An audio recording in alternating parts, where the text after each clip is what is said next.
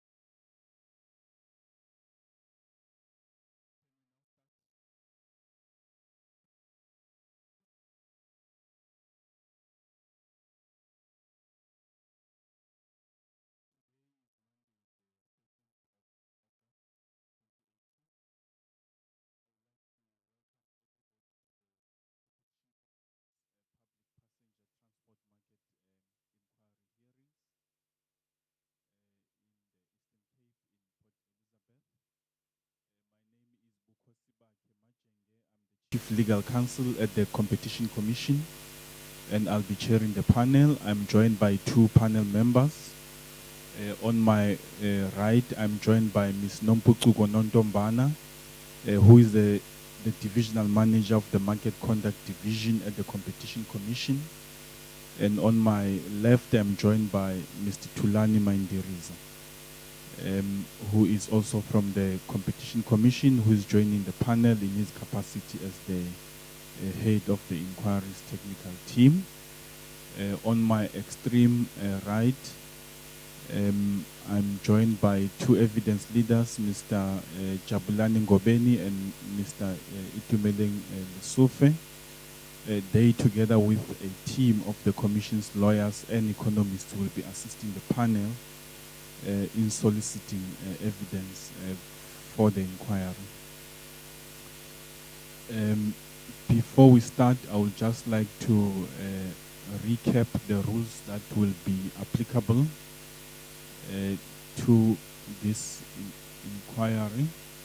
The first is that the formal sittings of the inquiry will be open to the public at all times, except when the chairperson rules that part of the proceedings will be closed on grounds related to confidentiality or for any other reason deemed justifiable in terms of the Competition Act. Secondly, all sessions will be recorded and will be streamed live on YouTube, save for those sessions or parts of the sessions that are closed.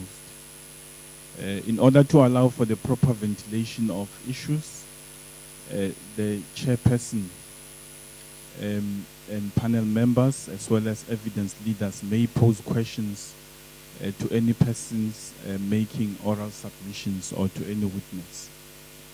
The chairperson will not permit any person, neither personally nor through legal representatives, to question any witnesses or any person making oral submissions during these public hearings. In the event that any stakeholder has an objection, comment, or question in respect of any submission made during these proceedings, that stakeholder must submit that objection, question, or comment to the inquiry in writing, and the inquiry will attend to such an objection, comment, or question as soon as possible at an appropriate time.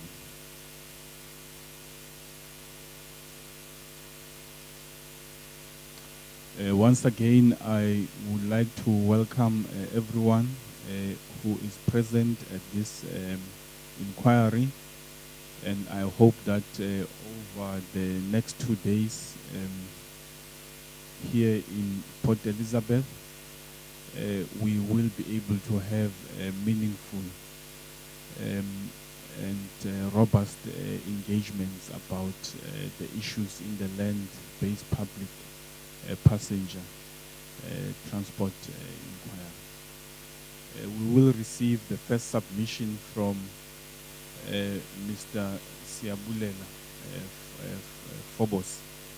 Thank you very much for coming, and thank you very much for your patience, because we are running a little bit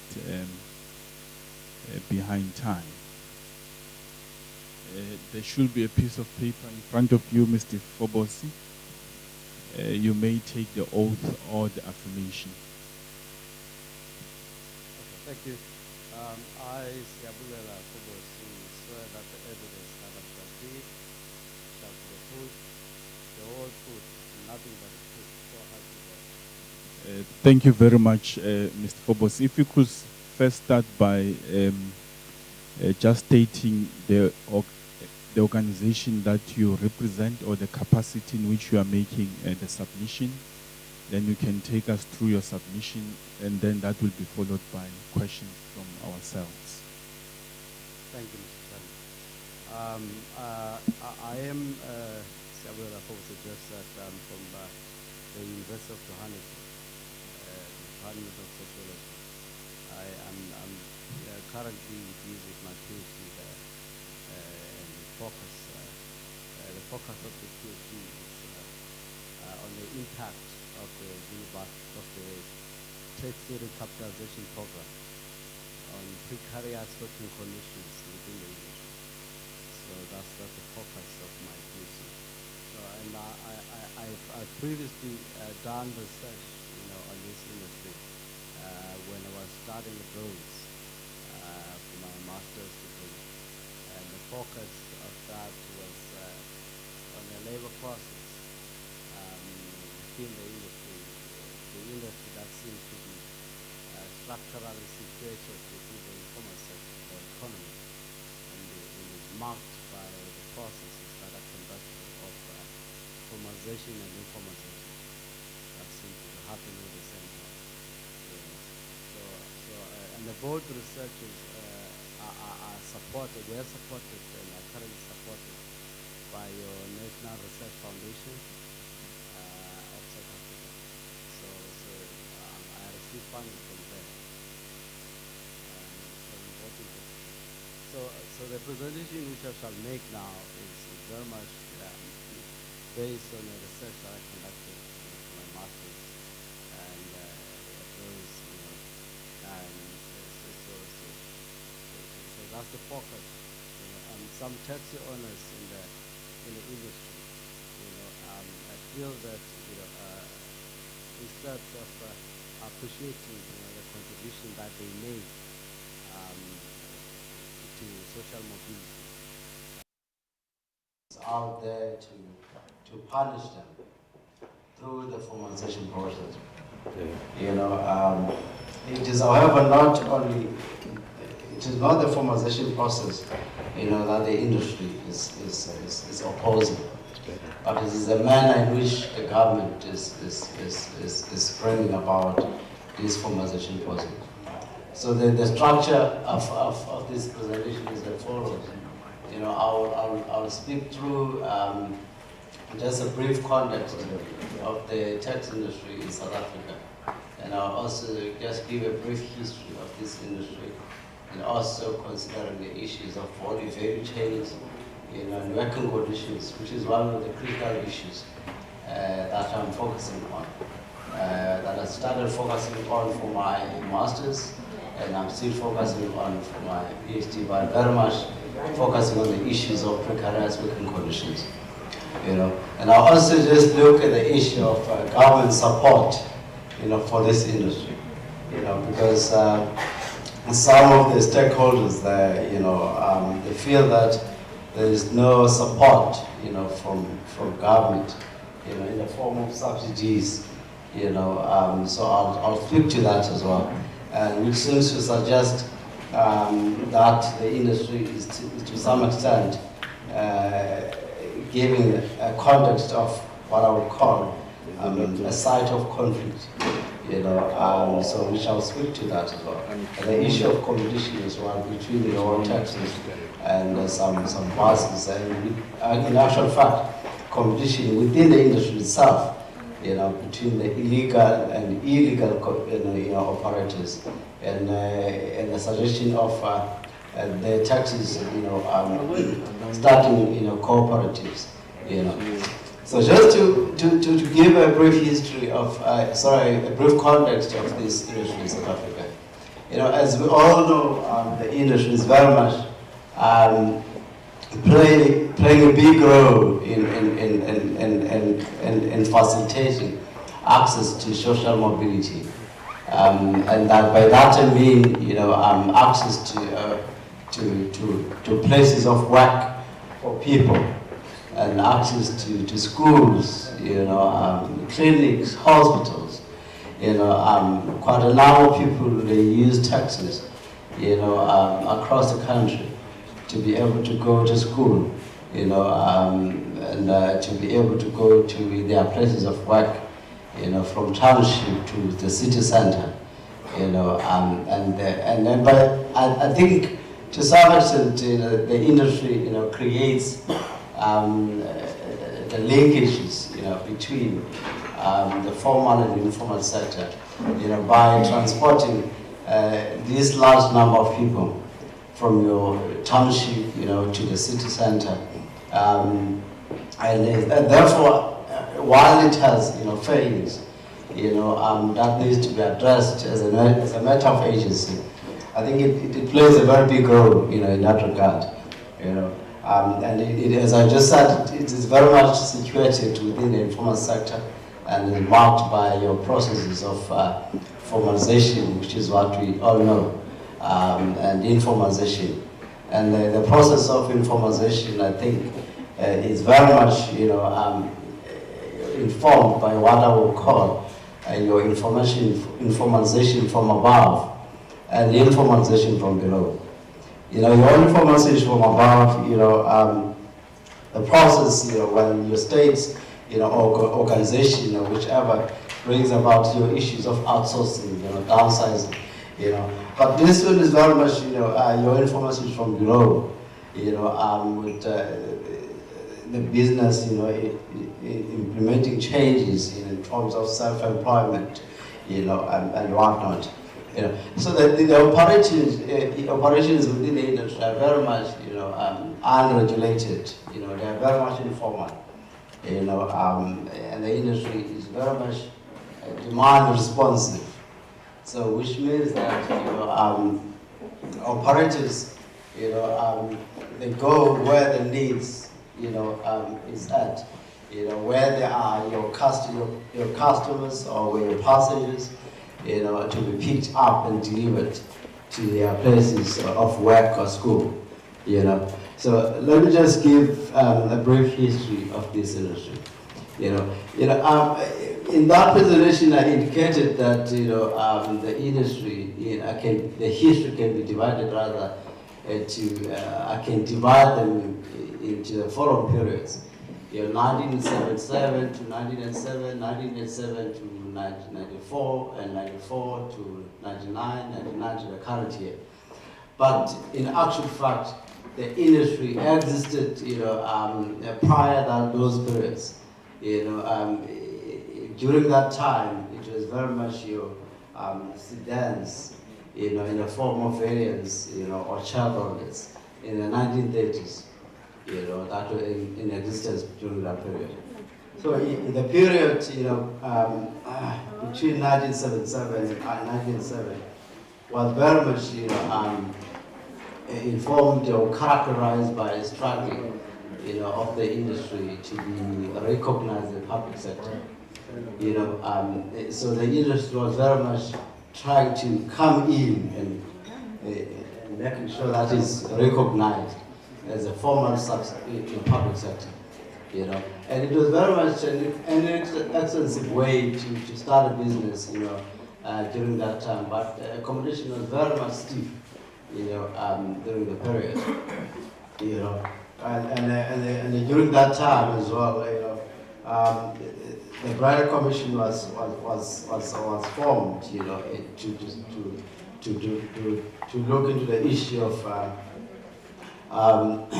deregulation. But before that, in 1983, you know, what is called the Welgemoed, you know, Commission was established to study, you know, the increasing, you know, complexities in the industry. And you know, it also recommended, you know, that this industry must be made illegal. You know, it was very, you know, hard for a black person to actually, you know, acquire a permit, you know, to operate, you know, these taxis during the period, you know. And in 1907 as well, you know, the Road Transportation Act came into operation, you know, and it actually opened up a public transport system to those that were previously excluded, you know, by the government at the time, you know. So, but now if we look at the period, you know, from 1987 to 94, you know, starting your 1987, you know, when I looked into your literature, I saw that there was a period of deregulation. You know, so government of the time was trying to deregulate the industry. You know, so there was an increase, you know, of those who were previously excluded. They started, you know, joining the industry.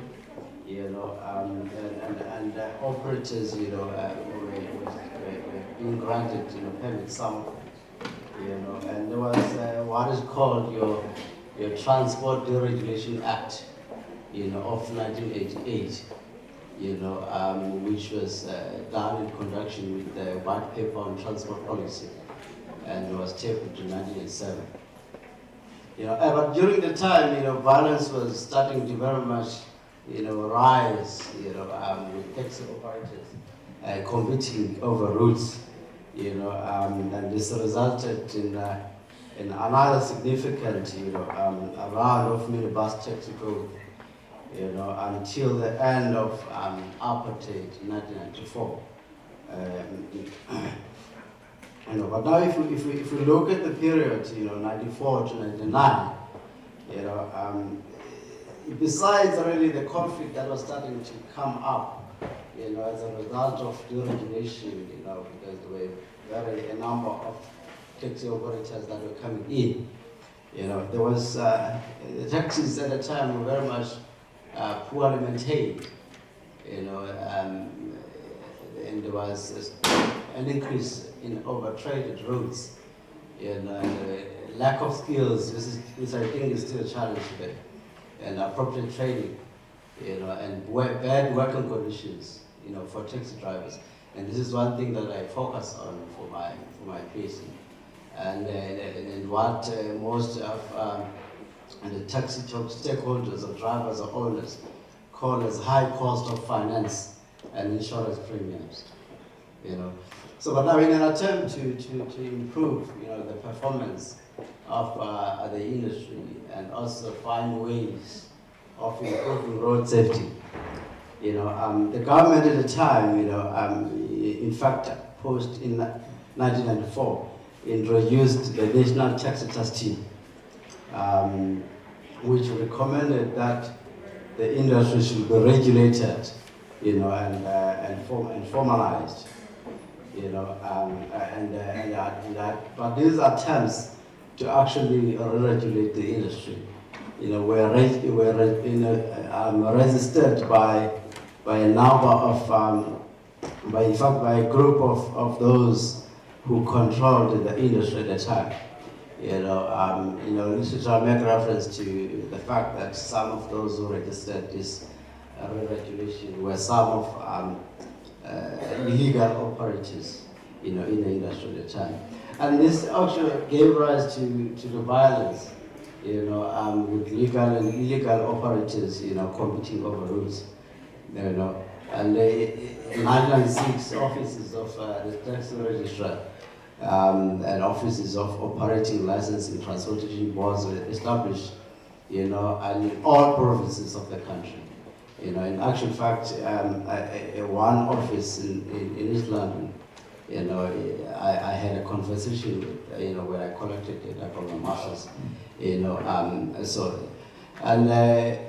all taxis, he told me that the registrar, the office of the registrar told me that all taxis were required to be registered, you know, with the relevant, you know, taxi registrar, and to acquire operating licenses, you know, which were very much to a large extent route-based, you know, but noting, that, of course, that this has been replaced, you know, in fact, there's now what is called your PREs, your provincial regulatory entities, which are very much responsible for issuing permits, operating licenses, motor and monitoring or oversee public transport across the province, you know.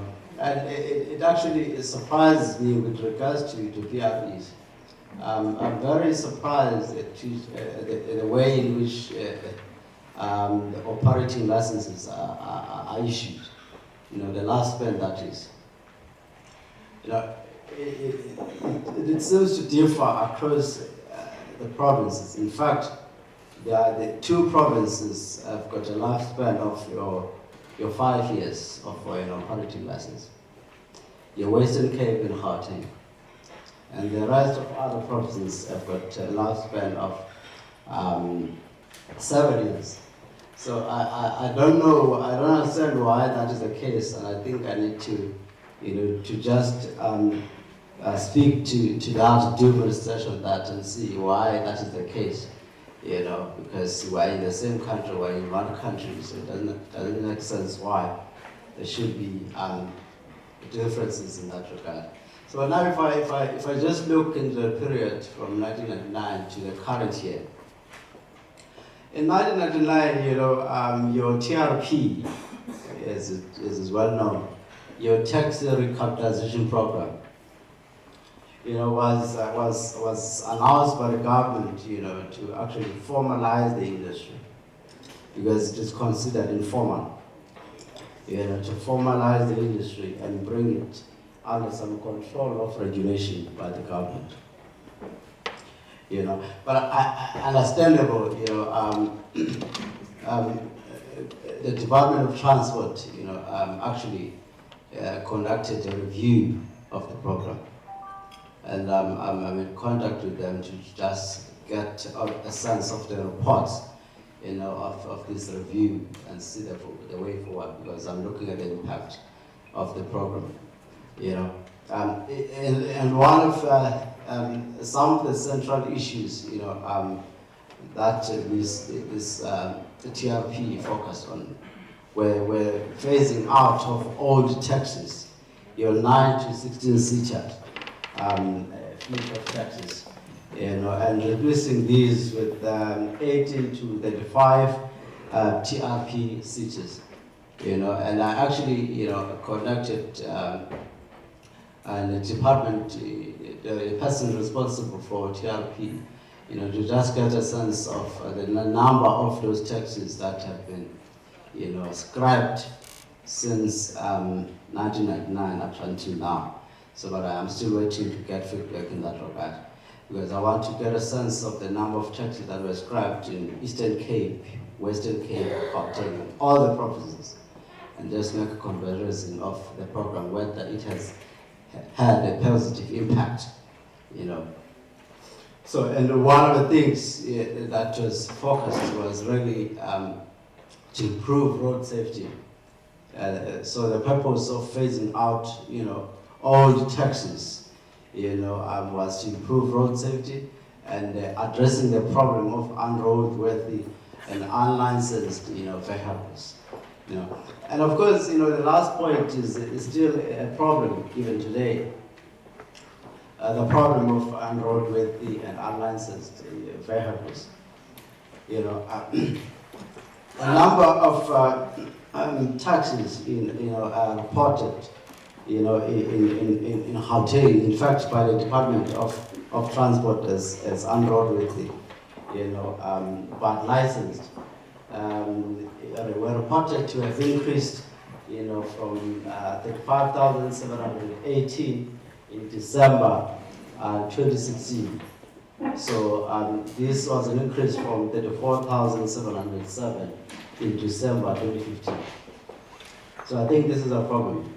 But the number of those that were unlicensed, were reported to have increased by from 5,748 in December 2015 to 6,494. Those that are considered unroadworthy, it's because the taxi, operators, they fail to take their taxis for testing, and those that are unlicensed, the operators or the owners fail to submit or to renew their licenses, right, for vehicles, so the licenses are not renewed, so that's the reason why, they're called unlicensed, But today, right now today, the industry continues to very critical role, an important role in the creation of employment opportunities. The industry, for example, it directly employs or indirectly creates jobs, for the following groups. Your taxi drivers, that's directly, who are hired by those who own a number of taxis, and by the car washers, who wash taxis, RAM marshals, and these are some of the people that I intend to speak to when I collect my data for PhD. And the car manufacturers, and these indirectly, who actually specialize in minibus taxis, your Toyota, your Nissan, your mechanics, so indirect jobs for those people to actually manufacture these taxis and provide to these guys, But in actual fact, when I look into very deeply into the TRP, the implementation, was been very much, problematic, with some, arguing that this program, in fact, doesn't solve their problem. I remember speaking to one, when I collected my data, saying, formalization or no formalization, just leave out our business. We don't want the state to be involved, so leave us alone. And in actual fact, one of the people feeling that this problem is very much a top-down process.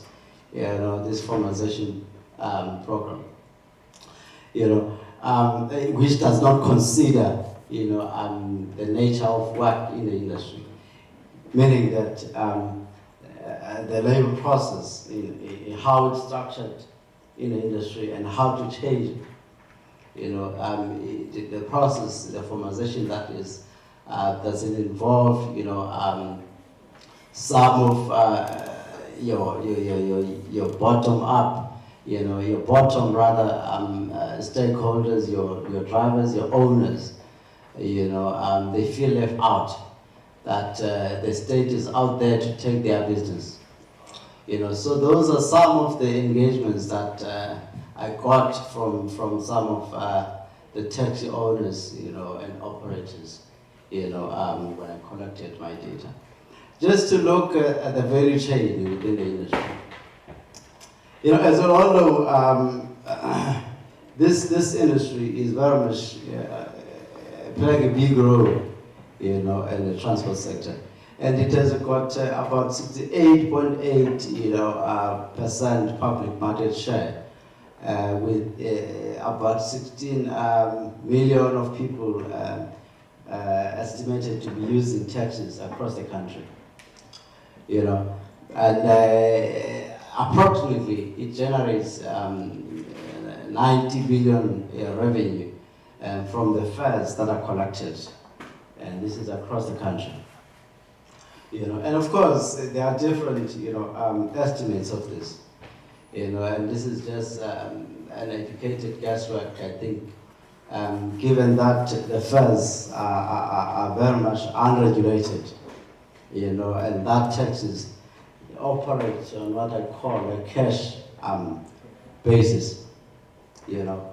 And of course, across the country, there are about, against an estimation, about 123,000 individual taxis operators, and I assume that this involves it is only your registered ones.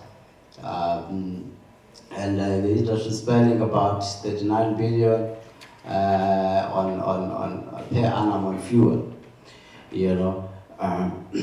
Of course, in East London, where I collected my data from masters, you know, and there's other, you know, modes of transport, your buses, you know, Maibuye, for example, is a bus for short distance, you know, and there's a train, your metro rail, you know. So, but I need to establish what the competition is, you know, between all these modes of transport, you know, in that city and across the province. You know, it will be very good to see what the mode of competition is between the short distance buses and the taxis within the province. But as it stands, you know, the taxis, they're very much dominant, you know, of the public transport sector in the province. You know, and in Gauteng as well, but it's very much, you know, playing a big role in that regard as well.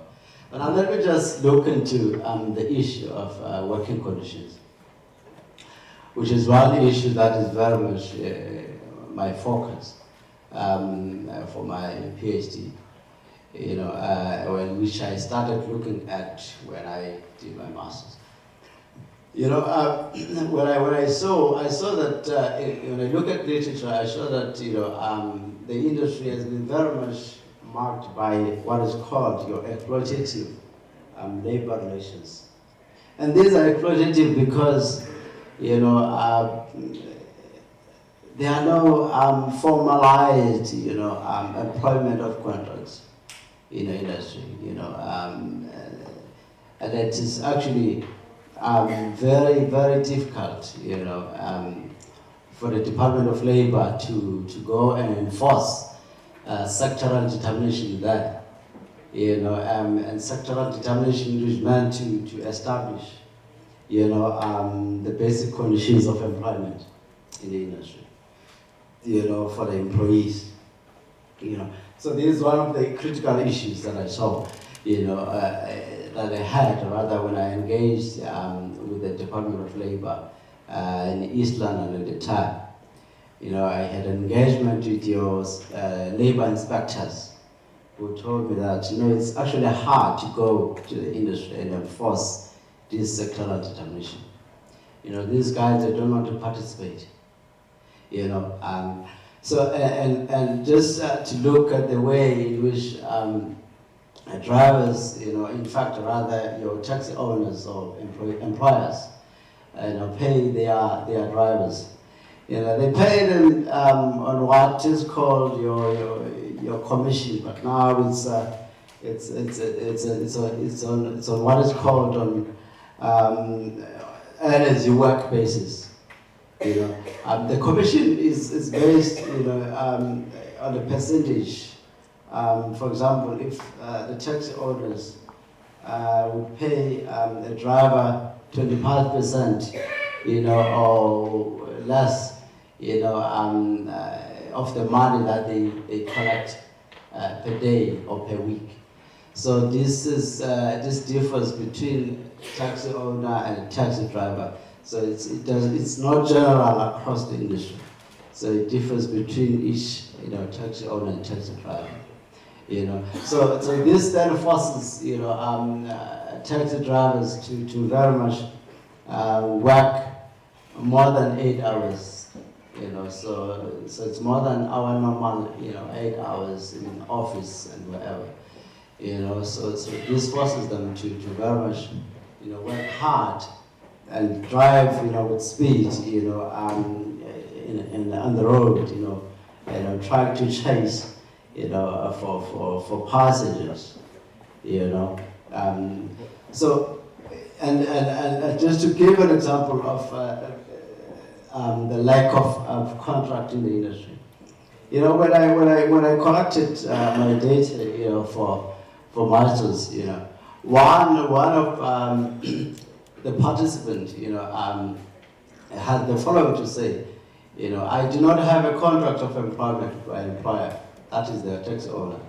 I also have no employment linked benefits by employer. And on average, I work a 14-hour shift starting from 5 a.m.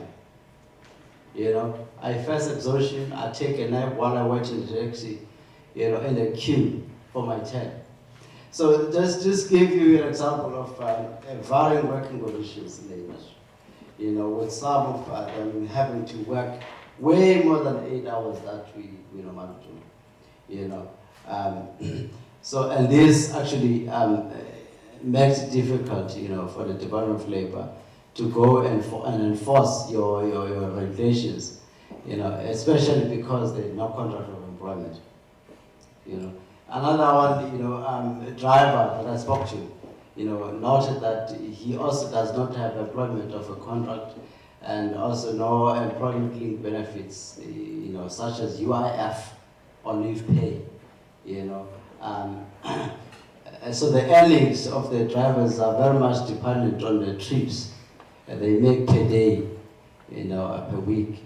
So on a good day, a driver would make about 8 trips, you know, on a good day.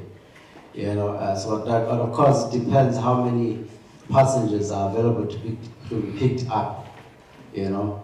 So they really face, you know, some harsh conditions, you know, working there, you know, and there's also a problem of not being paid well, as I mentioned.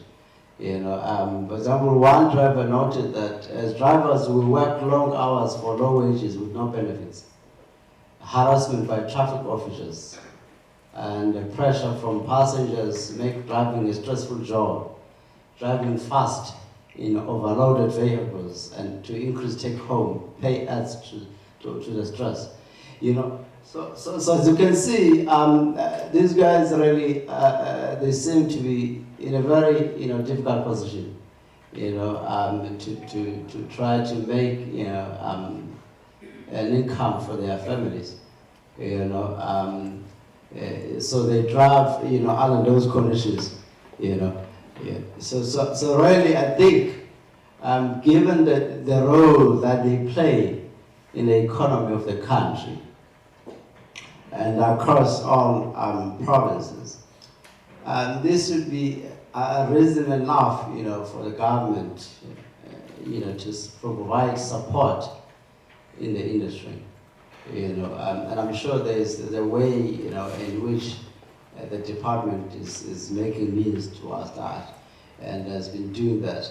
You know, but of course it is very much impossible to subsidize on the issue of subsidies, which has been very much a topic, you know, for most people in the industry. It is actually very hard to subsidize, you know, the industry because it is very unregulated and largely informal. And it is also very hard or impossible rather, to formalize and regulate the industry without some form of subsidy. So perhaps what can be done, you know, is in order to implement these subsidies in the industry, is maybe an accounting system. So it's just formalize the industry, create some accounting system, or maybe. But again, this is a problem. It's a challenge, you know, in the nature in which, in the informal nature, you know, in which the taxis operate, you know. So maybe then, what would be best to do, create your cooperatives, you know. But this I will speak to. So as I see it, you know, when I look at it, you know. With the taxi, you know, owners, some of them against, you know, the way in which the formalization process is happening. you know, and them fighting among themselves. Some wanted to take part in this, and some refusing, you know. So I wonder, this is what you can call a site of conflict, you know, between your taxi and the state and the taxi owners, and between the taxi owners themselves, you know. So the process of formalization, that is your TRP, your BRT in Gauteng, you know, and other provinces, might be the direct cause of the first site of conflict, that is between the state and the taxi owners. So with some taxi owners not feeling consulted by the state on their formalization process. So they feel that, no, the state does not consult us. So they just bring this formalization without even consulting us or talking to us about the nature in which this formalization should take place. You know, and the concerns over how the formalization process would happen and the different levels of formalization within the industry, you know, it also results in conflict within the industry between the taxi owners, you know. So some having disagreements, you know, on how the industry should be formalized. So, and some arguing that they should be left alone, as I've indicated earlier on. You know, just leave us alone, formalization or whatnot, just leave us alone. We know how to run our business. You know, so that's the case in some cases. You know, so and the conflict also can also be informed, you know, by various those who have operating licenses to operate as public transporters, and those who do not have. And this is what I can call intra-industry conflict. So really, there's a problem in that regard across the country. You know, there are those who seem to operate without operating licenses, and there are some who operate legally and some illegally. You know, and therefore it seems to me that the government has a long way to go in order, you know, to resolve this problem. You know, and of course in consultation with the industry. You know, because the government cannot do it alone. It has to consult with the industry, you know, on how it can be formalized, you know. Just briefly on the issue of competition within the industry, you know, the industry very much, you know, continues to be characterized by competition between legal and illegal operators of routes, you know, and the drivers, you know, they are in a dilemma to travel as many trips as possible on a day, and getting traffic fines for speeding while chasing passengers. You know, so that's a dilemma that they face. You know, you have to drive as fast as possible to get passengers. You know, to make sure that you create as much profit as you can per day. You know. So, and while, you know, facing traffic fines, you know, during that day. And it seems to me that the competition within the industry is very much twofold, and this relates to the value chain and how the industry operates. You know, and also the competition that the industry faces, the taxis rather face among each other, and a competition with buses. For example, your Maibuye in East London, you know, so that's the competition that they face. And there's also what is called your regulated competition, you know, as we know within the industry, as introduced in 1996 in the White Paper on National Transport Policy. And this was meant that the industry would have to be formalized and measures which have to be introduced to enhance its economic viability. Minibus, you know, taxis, it could be formalized, could be legally registered businesses, for example, cooperatives, or companies, or registered associations. And also taxis would have to operate in terms of permission, to operate, So and this is one thing that I've really commented on, to say maybe taxis, can consider, just forming what is called cooperatives, in each city, and then government would recognize that as a possible, fund, place to fund, to provide subsidies, Just to give an example of cooperatives, in other countries. There's an example of a cooperative from Denver, in Colorado state in the U.S. And this is in 2015. It had one co-op, the Union Taxi, which was founded in 2009. And at the time, in 2015, it had about 250 driver owners. And there were also about 650 more cab drivers in the city who wanted to start, a second taxi co-op. So in a cooperative, really, drivers, they get to collaborate, in order to establish their pay, and the hours they work, and also their working conditions. So, and that's in a cooperative. So, which means that drivers are equal owners of the business, with a share of profits and a voice on how the business is run. So, perhaps more research needs to be done, it should be conducted rather, on how the taxes in cities of South African provinces can form cooperatives, So maybe that's an angle that the state can consider following, conducting more research on how the cooperatives can be formed in the country. Just to give my thinking of what needs to be done in order to rethink the formalization process. And of course, when speaking of transforming the nature and structure of the industry, I think we need to ask the following question.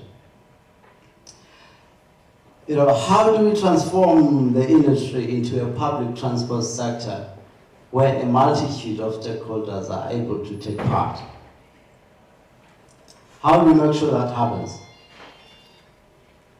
So I think that's a critical question that we need to ask, as we rethink, the formalization process.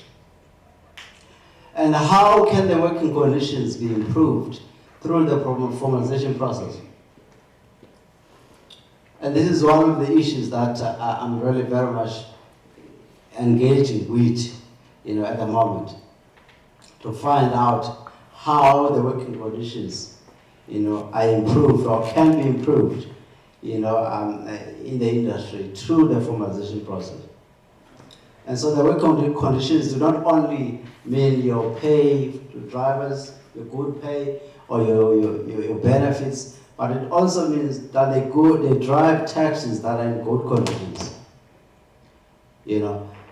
So really the labor issues and subsidizing the industry, I think they are very much critical issues that we can engage with as we go along. And of course, central to the labor issues will be mainly the concern with the manner in which work is organized in the industry. And perhaps more studies should be conducted on how to formalize the industry. So let me just end with the following recommendations, which I think we could follow as we go along, as we have a conversation, on how to change, the industry. I think really the taxi operators, they should reduce, cases of violence where people are killed, passengers or civilians, the same civilians, who that they are directly linked to in order to generate income. So really they should reduce those cases, and know that they play a big role in the economy of the country. So if you know that you play a big role in the economy of the country, why then do you get involved in such cases of, switching each other and whatnot?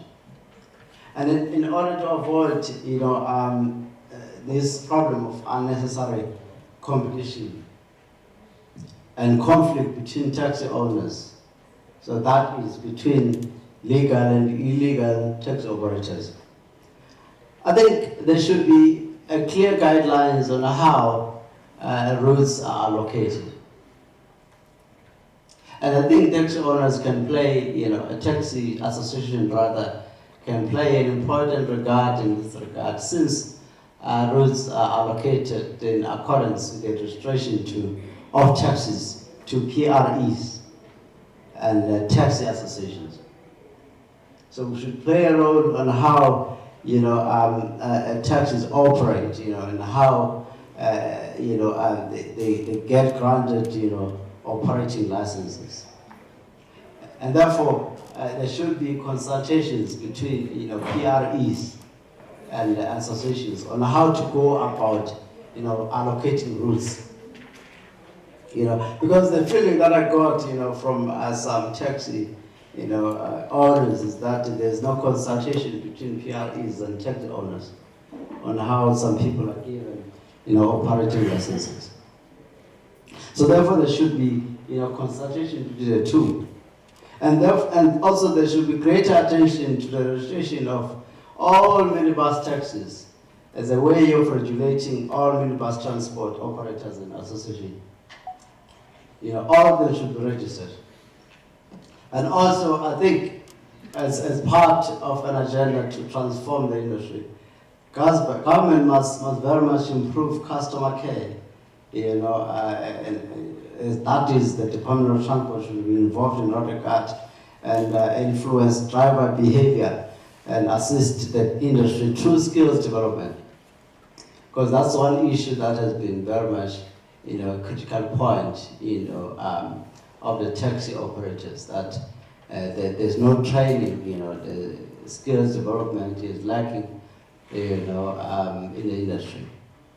And I think, there needs to be monitoring, taxi ranks in order to ensure that taxis are operating legally and in good conditions. So taxis should be operating, legally and very much in good conditions. So there should be no illegal operators. And therefore, all illegal operators, I think, should be taken off the road. So that's what I think. And also there should be more public hearings, just like this one, on how the Department of Labor, can better enforce labor conditions in the industry. Because I think this is a critical issue. Because every time I have a conversation with the representative from the Department of Labor, they seem to give me an idea that, it's very hard to go there and enforce these conditions. These guys don't want to participate. They don't want to engage, with us. They are very reluctant. Some drivers, even though they want to, but they are scared of their owners. So I think there should be more public hearings, and also them owners and drivers participating in those hearings, in order so that they engage on how they want things to be done. And lastly, I think, and most importantly, government should commission a full analysis of the tax violence, which is a problem across the country. And as such, a decisive financial action plan taken to address the larger, working conditions in the industry. Not only issuing operating licenses, but also the larger working conditions should be addressed. So government should not only focus on issuing of operating licenses. So therefore there should be working together between Department of Transport, Labor, and other departments on how to improve the working conditions. Thank you.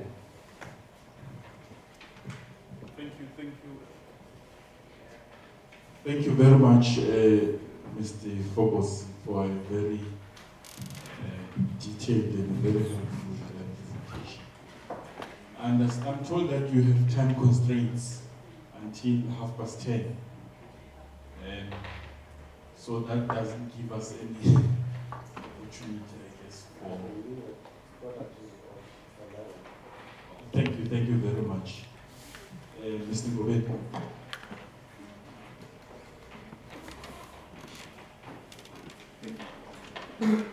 Thank you, Chair, and good morning, Mr. Phobos. I think just a quick couple of questions. On the question of formalization, you make an argument that through some of your engagements with the operators, it appears to you that some taxi owners are disagreeing on how the industry should be formalized, whilst there's another group that is completely rejecting the formalization and they want to be left out.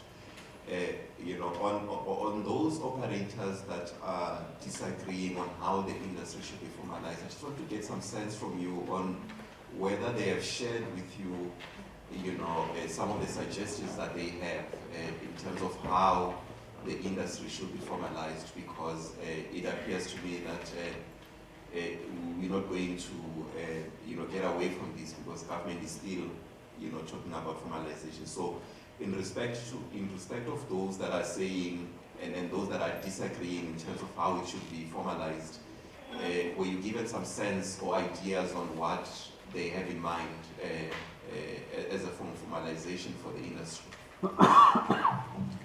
Thank you. Some of them, they were against of the formalization process because they see it, they saw it rather as a top-down process, which doesn't engage with them. So hence they felt like, the formalization and whatnot, just leave us alone.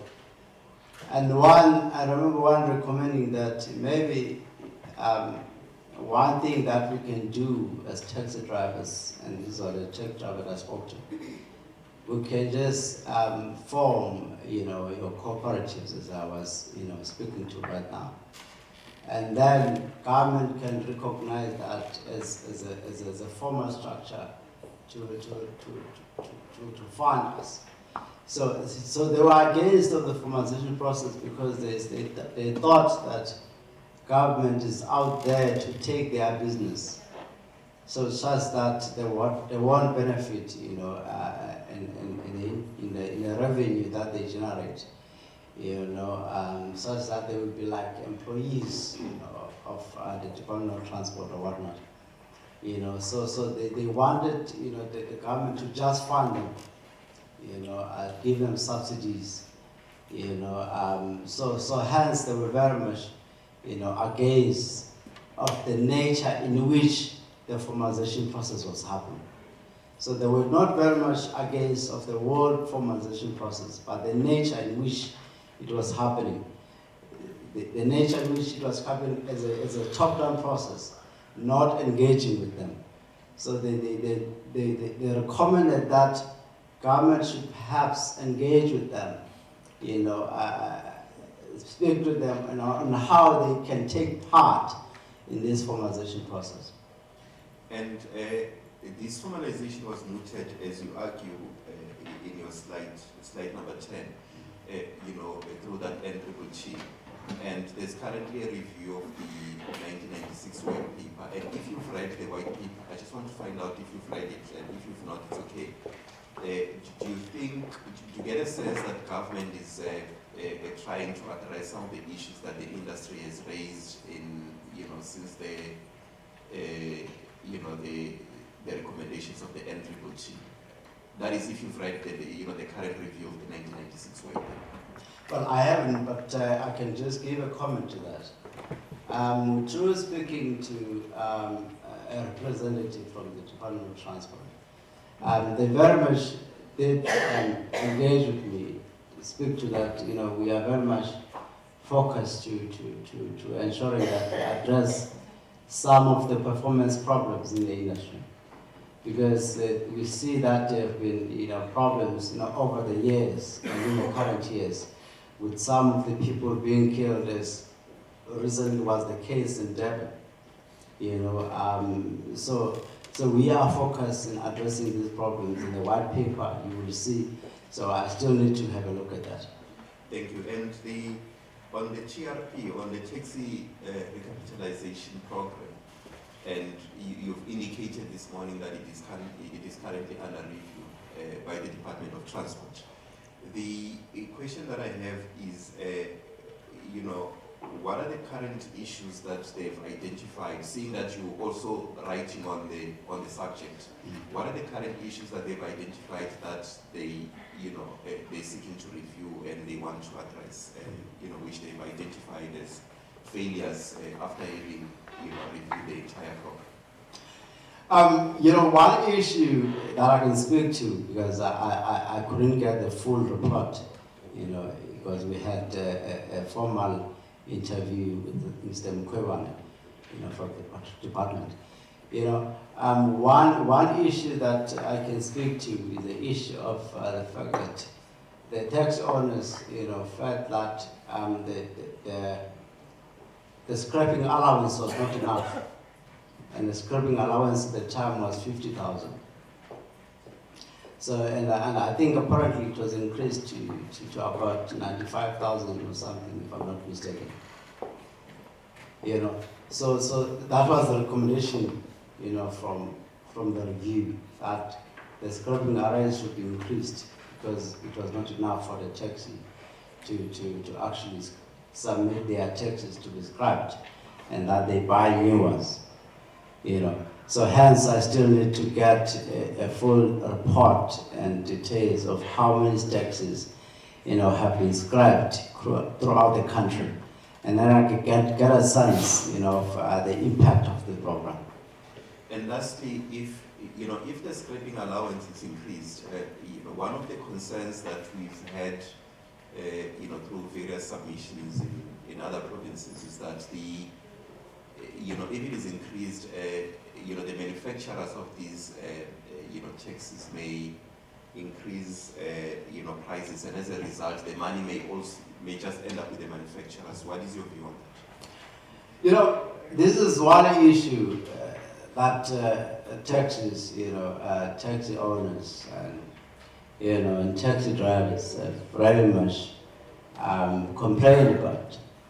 That there's a high cost of finance, and insurance premiums, And of course, if really that scrapping allowance is increased, it might have a difference, in how, in the number of taxis that are currently unroadworthy, and those who felt like the allowance is too little, for them to afford to submit their taxes for scrapping.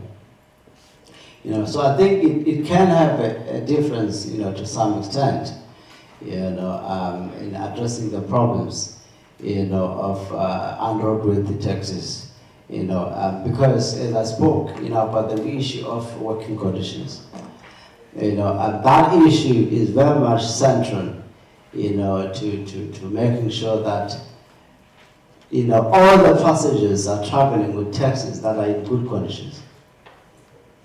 You know, we can't have passengers traveling in taxis that have got, you know, doors, you know, falling away, you know, and taxis, you know, being torn out and whatnot.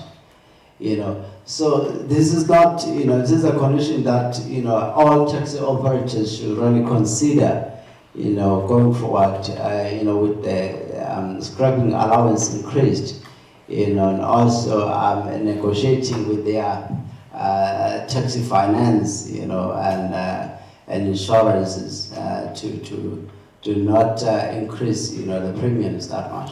You know, and this is one issue that I will actually speak to the SA Taxi Finance about, you know, when I meet them next week.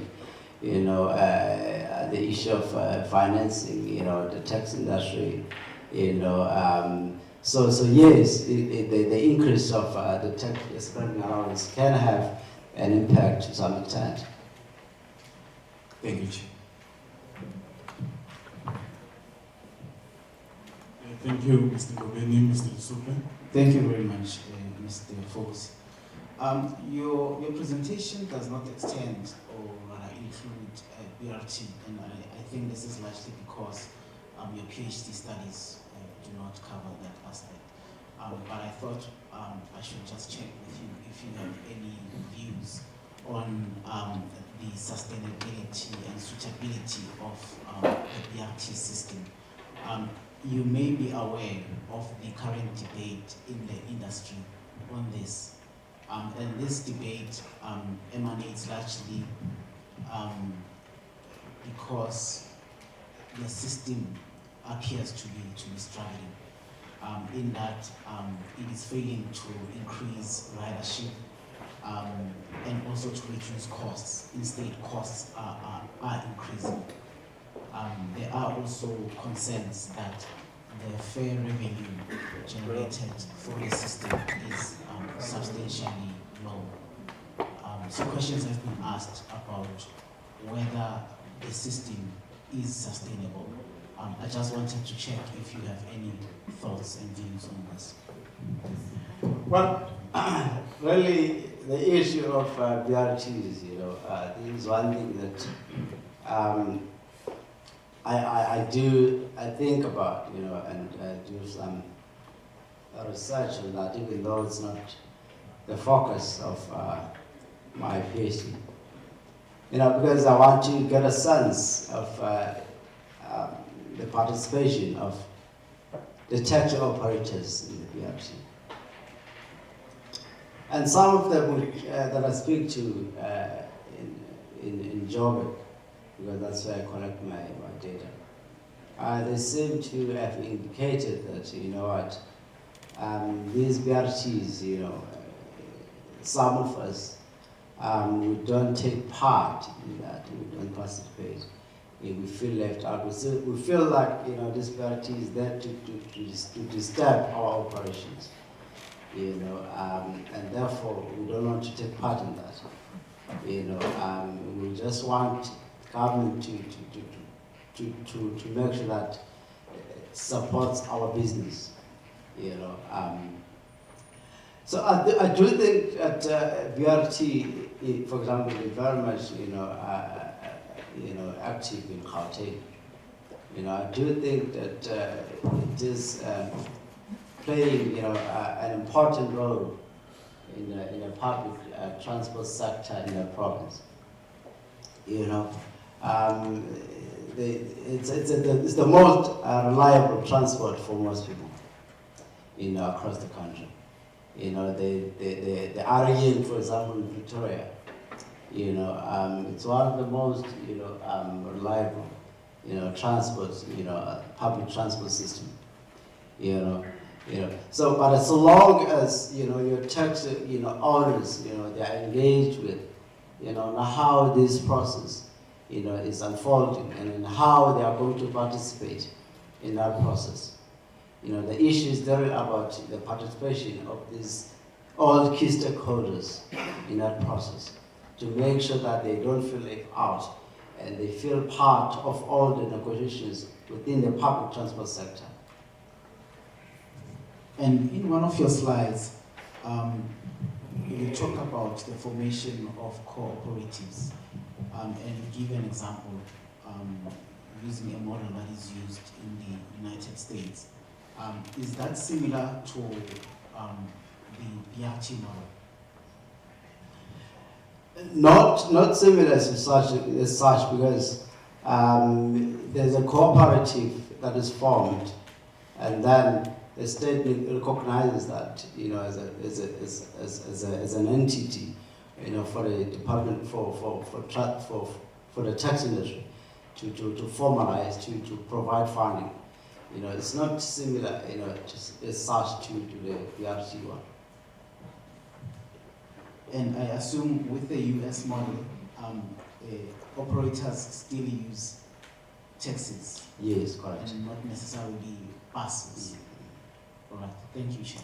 So hence I indicated that perhaps more research can be done in that regard to see if it can be something that can happen in the country across all the cities. Because as you see, that example is in a city in Denver, which is in Colorado. You know, so maybe more research can be done in that regard within the country and see how we can resolve this problem of taxi violence in the industry. Thank you very much indeed.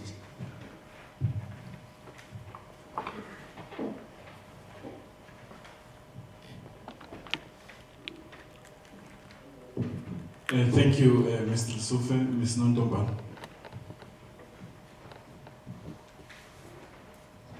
Okay, so, Mr. Phobos, the question I have is with regards to what you seem to suggest in your paper, which is moving towards formalization.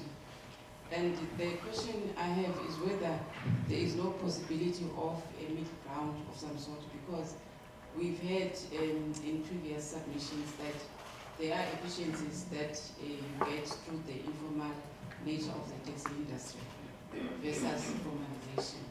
And so taking that away would probably be changing what works within the taxi industry. So is there a possibility of the middle ground in terms of the formalization versus the informal nature of the industry? And then secondly, you also raise issues about enforcement. And so if you are moving towards formalization, are you going to be able to address the same issues that you raise regarding enforcement of what is required in a more formal setting? And then also another question I had is this something that can be implemented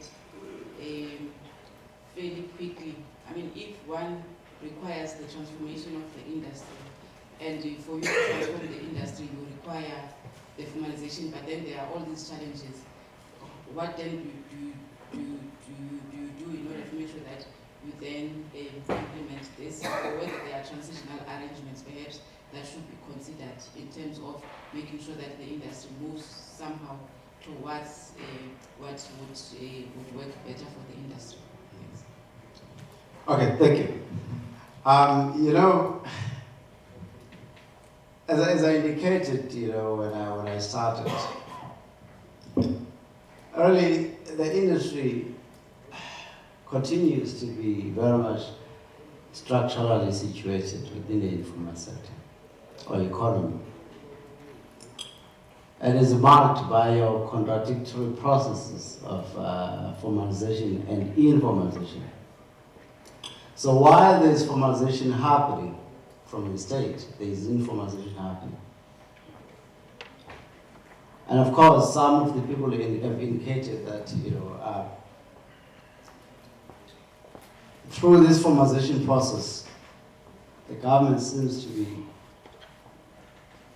wanting to take their business, you know, so they want to be left alone, which is what I've indicated. So yes, I do think that through the formalization process, this can bring a change, you know, to the industry, you know, and the issue of enforcement of sectoral determination is key to that formalization process, because formalization does not only involve your phasing out of all taxes, it also involves, you know, your Department of Labor enforcing the sectoral determination, changing the labor conditions or the working conditions within the industry. So it does not only involve, the changing of taxes, bringing new taxes and whatnot, but it also involves, all the labor issues within the industry. If there are no good working conditions, then the industry is still informal. If there are no contracts in the industry. So hence I indicated that through the formalization process, maybe, just maybe, the Department of Transport and the Department of Labor should be involved in that regard. Because the Department of Labor is involved in ensuring that it uses its labor inspectors to go and enforce those labor conditions in the industry. And therefore, how does the Department of Labor participate or work together rather with the Department of Transport in going there to the taxi ranks to enforce the labor conditions? So formalization process it does not only speak to the issues of phasing out of taxes, of old taxes, registration of transport or operators. It also speaks to the issues of working conditions. And this is one issue really that needs to be addressed by the departments that are involved in that regard. So that's what I think. There's really the formalization process does not really is important in addressing the problems. So I don't think there's a need to drown to some extent.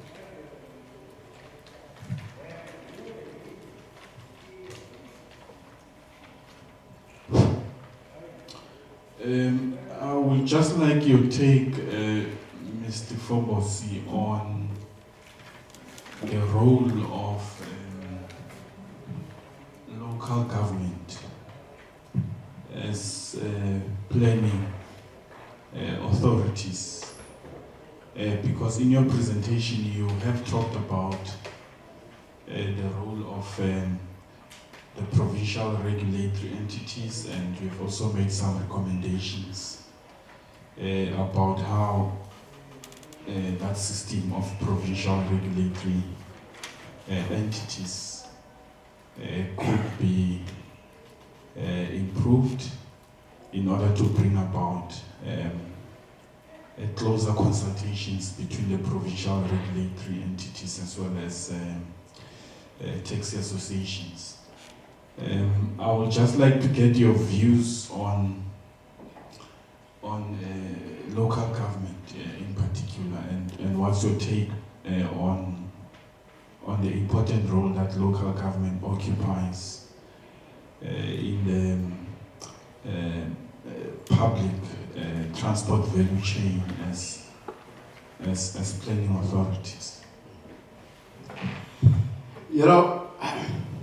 They play a very important role, in coordinating all the implementation of the public transport plans within the city, for example, Joburg or whatnot. I know that the city of Joburg is your integrated public transport plans, for the city, So in coming up with those plans, for the public transport, I think local government can very much engage with the minibus taxi industry, operators or stakeholders, and on how they can be involved within the transformation, of the city, For example, as you know, in Joburg, this industry plays a very big role, in the transportation of all people. And I think it is mostly used by about 73% of people, to go to work or employment, and the other people are using your buses, your trains, So I do think that local government can play a big role in ensuring that all the implementation of public transport plans integrate, the taxi operators, all the, for example, there's funding, making sure that there's funding for these people. And are the taxi ranks operating in good conditions? And go there to monitor the conditions in the taxi ranks. Are the taxis operating legally? And are they all registered? So go there to monitor the situation, in the taxi ranks. So implement all the policies that are meant to address the problems of public transport in the city. Just one last question from me. You have pointed out that quite correctly that the minibus taxi industry is structurally located in the informal economy, and there is a system in place of public regulation of the industry, and alongside that, the framework of public regulation, the industry itself also has a system of self-regulation. So there are all sorts of self-regulatory mechanisms within the industry. So what's your take on the fact that on the one hand we have this public regulation of the industry, and on the other hand we have these mechanisms, these self-regulatory mechanisms which obtain in the industry? What's your take on the interface between these two systems of regulation? Are they compatible? Are they incompatible? Is there tension between public as well as the self-regulation that obtains in the industry? And how can we ensure that there is some kind of integration between these two systems of regulation which obtain in the industry?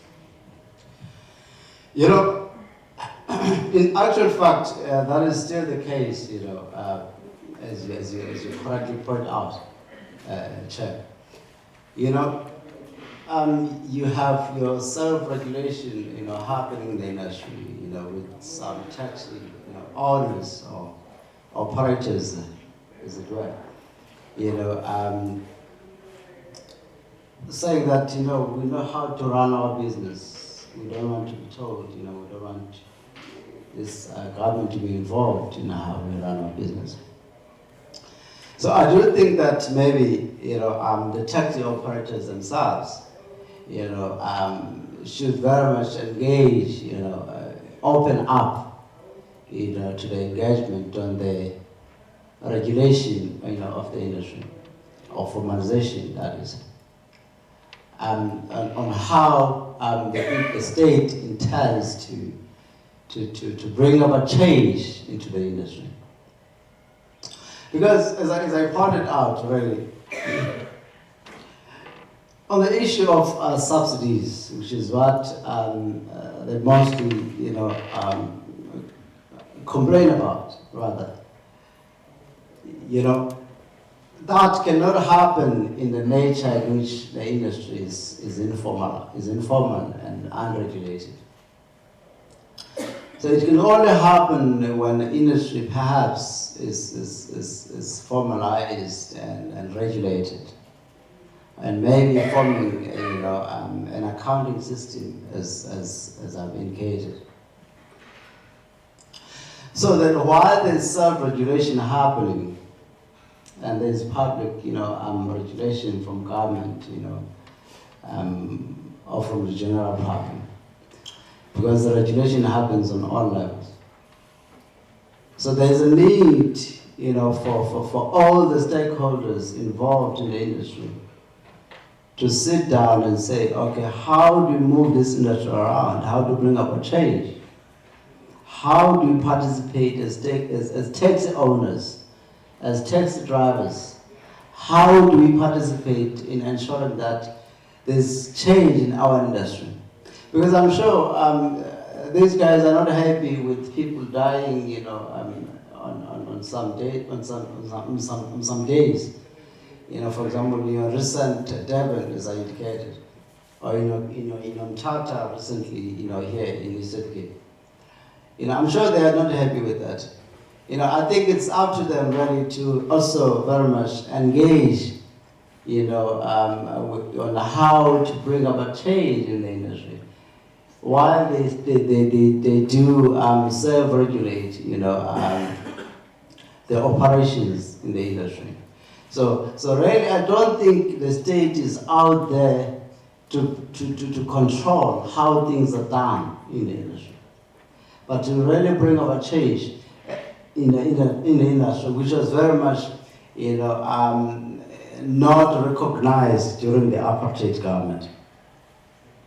So the state is trying to bring about change. So it is also up to the stakeholders, you know, the taxi owners, the drivers, to also take part in that, you know, regulation or formalization process to bring about change. Thank you very much, Mr. Phobos. I think we've come to the end of our questions. We will.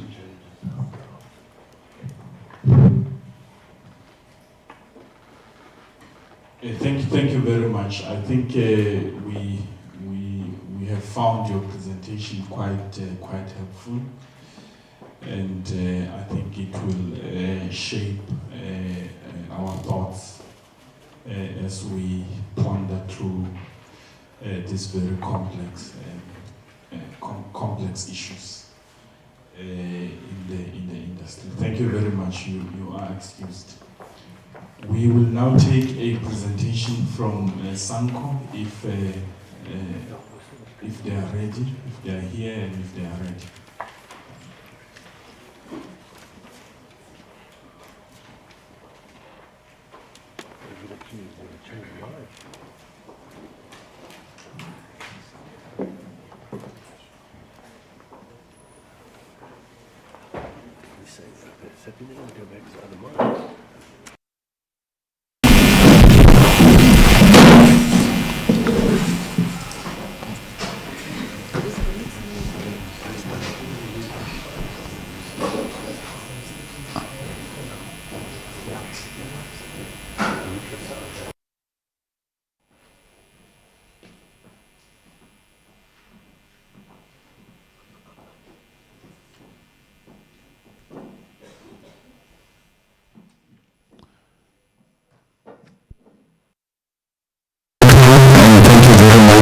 For coming. There should be a piece of paper in front of you. You may take the oath or the affirmation.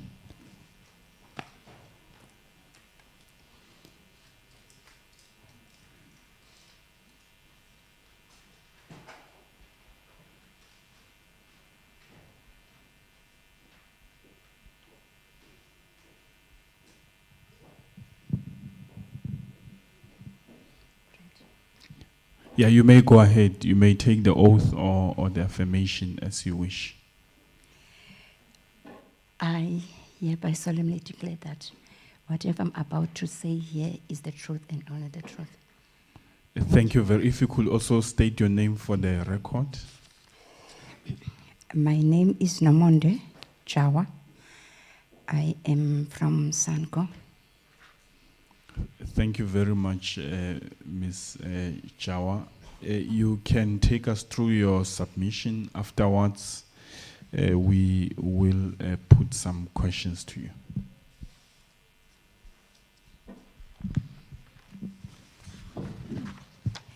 Okay. The public transport in Nelson Mandela Metro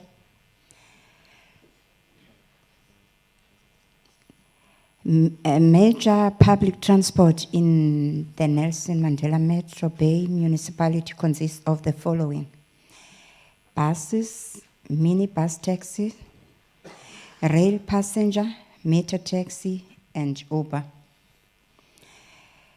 We'll start with the buses. Buses operate demarcated routes and transport commuters from place of residence to place of work opportunities. Bus services covers most areas in the Nelson Mandela Metro. Some of the routes are shared with the minibus taxis. I must indicate, though I think it's not there, there are also private buses which operate at the universities. Private bus, they've got contract with the universities. And Alcoa Bus is the only company in the Nelson Mandela Bay municipality that offers commuter service for the public. And the company is getting subsidy from the government. The bus company determines what fare will be. No consultation with the commuters. Alcoa Bus gives discount to senior citizens when boarding the bus between 9 a.m. and 1600 in the afternoon, only when they produce their ID documents. Minibus taxis operate in the Nelson Mandela Bay municipality and long distance between area of residential and workplaces. There are more than 5 taxi associations with demarcated routes in the Nelson Mandela Metro. Some taxis link commuters to the taxis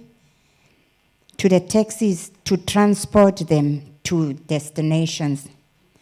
Also in the township, there are taxis that operate between townships.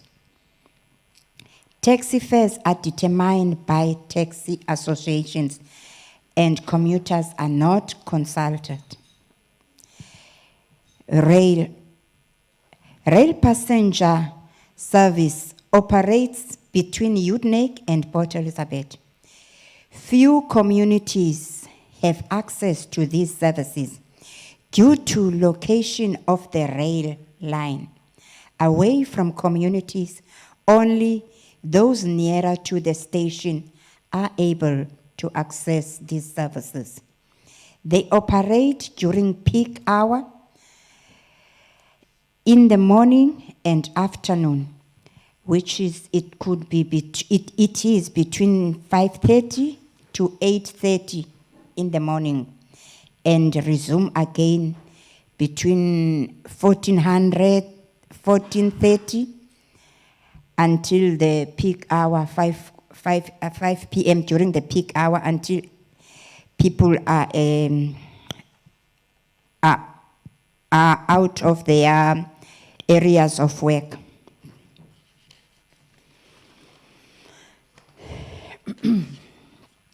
Meter taxi transport system is mostly found in the airport and inner city and train station near the harbor. It is not totally operational in the public transport locally. They only rely on contacts from advertising brochures, and also mostly they are used by tourists. Uber, this is another public transport system that is commonly used by communities, and is receiving support from communities and is growing also.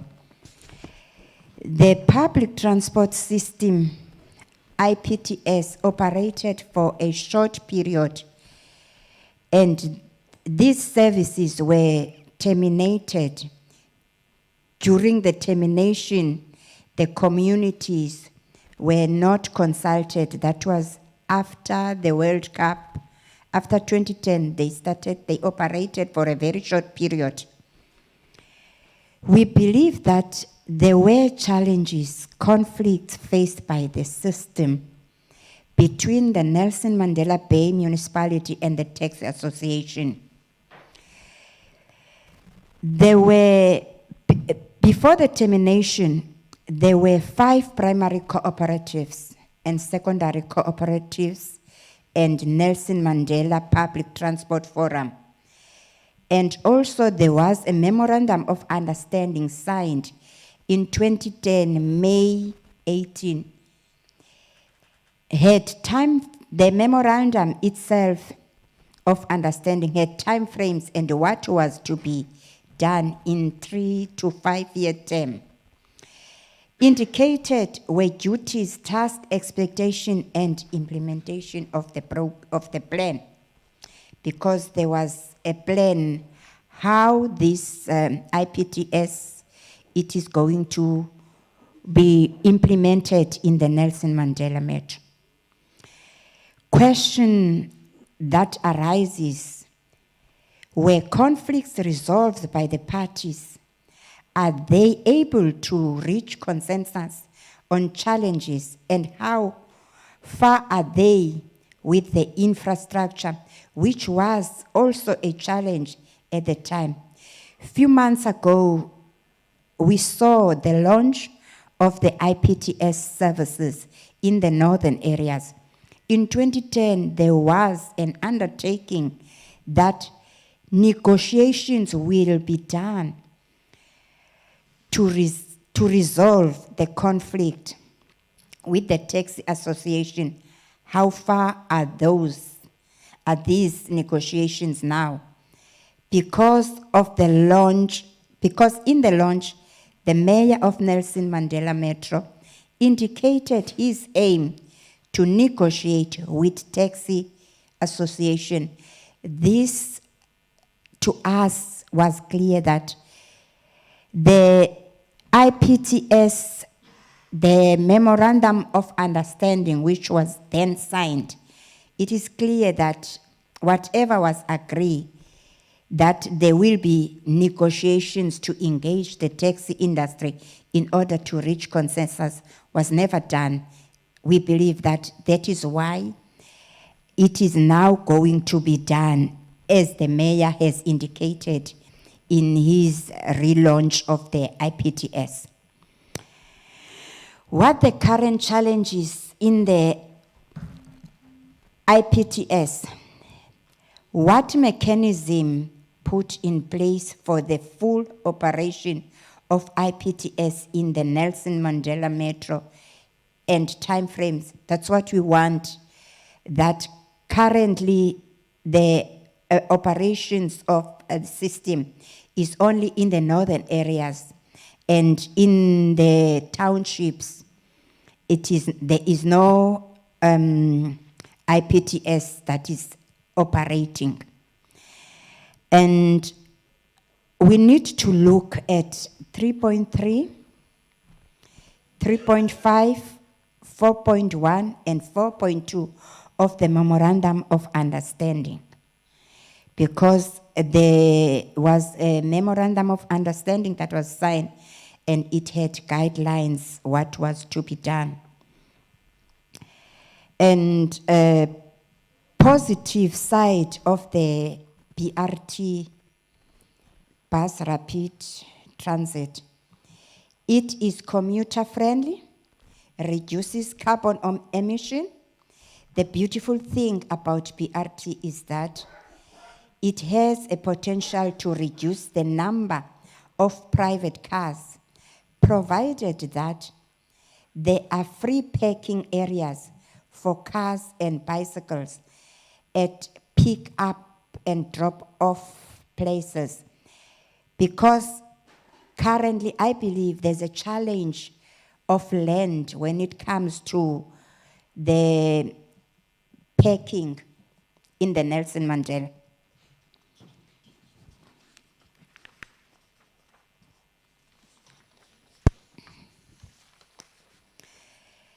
The commuters need a safe, accessible, reliable, efficient, and affordable public transport. The current public transport for the commuters, it is not safe, it is not affordable, and it's difficult to access because it is far from the people. Negative sides it affects badly on business close to BRT during implementation. You will see when there's infrastructure, the business around that area will have difficulties to get their customers because of the access of the road.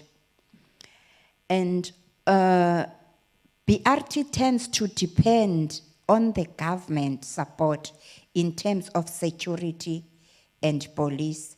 This implies that taxpayers have to bear the cost, because if it relies on the government, therefore taxpayers will also have to suffer.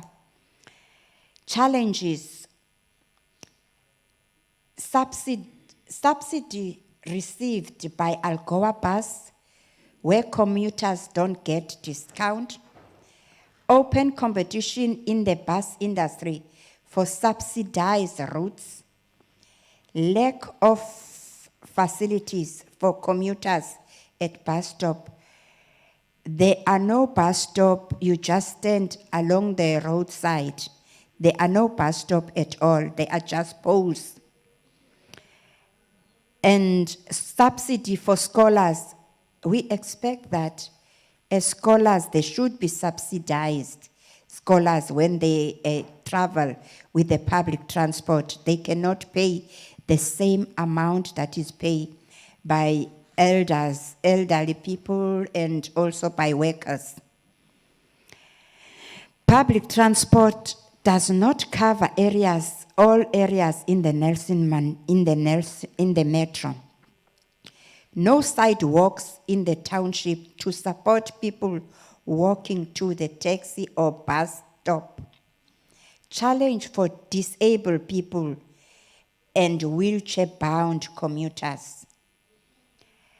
Availability of information in the taxi about routes, etc., and in the train station service.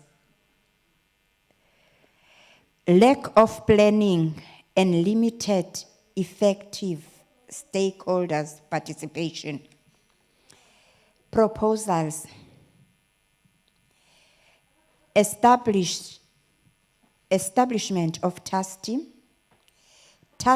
to meet monthly for the purpose of implementation and monitoring. Effective community engagement.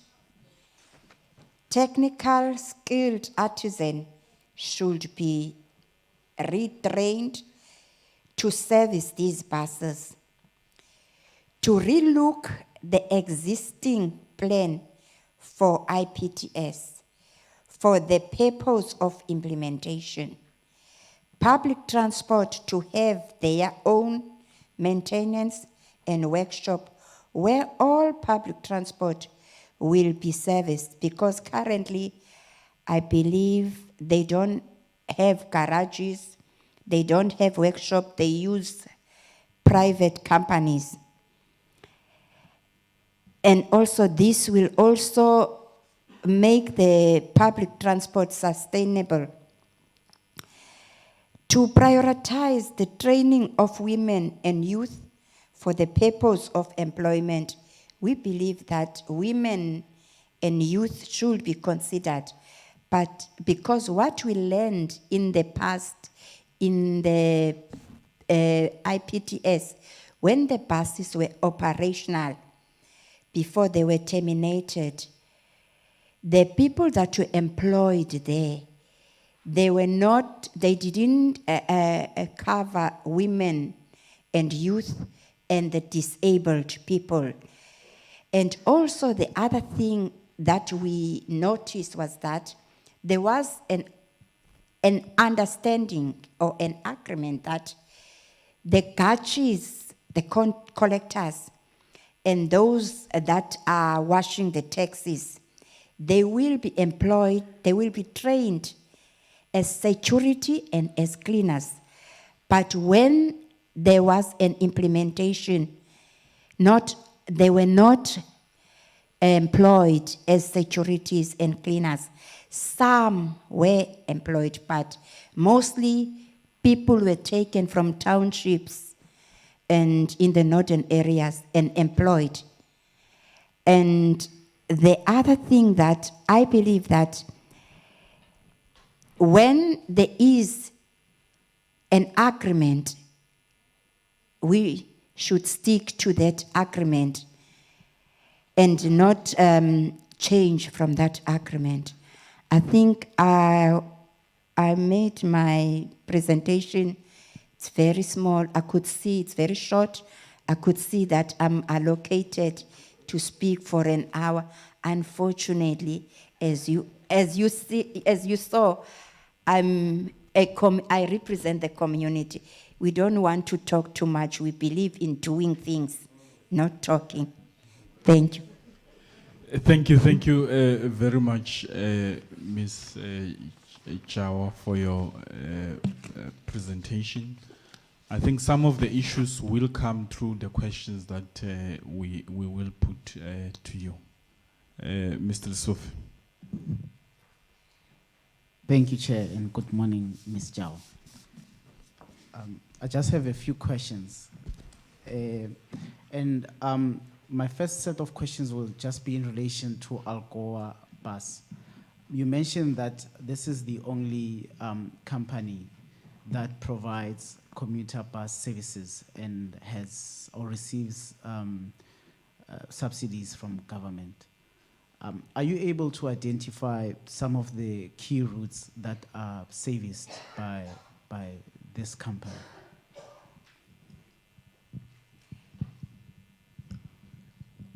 I will try to identify the few.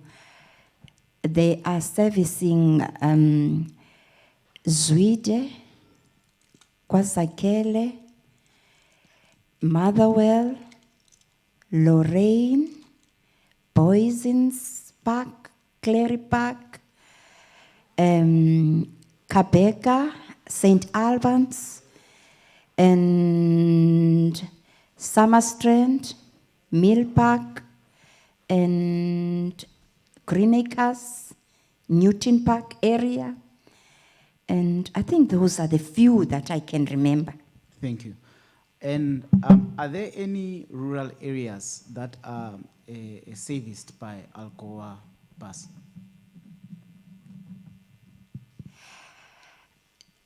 I believe that in this is urban area, and Alcoa Bus services only also their service, the service that they are rendering is also hiring. They get hired to go to the East London, Grahamstown, East London, Grahamstown, and in the outskirts of Port Elizabeth. For long distance, they get hired for those. They do those, which is outside of the urban area, which is Port Elizabeth. Okay, so what I'm trying to understand here is that given that Alcoa receives subsidies from government, do rural communities also benefit from the subsidy system? In other words, in addition to providing services to the areas that you have listed, I assume those would also include townships. But do they also cover some of the rural areas? In other words, does the subsidy system also benefit rural communities? What I know is that one, Alcoa Bus Company operates in the Nelson Mandela Metro only, not in the outskirts of Nelson Mandela Metro. They operate within.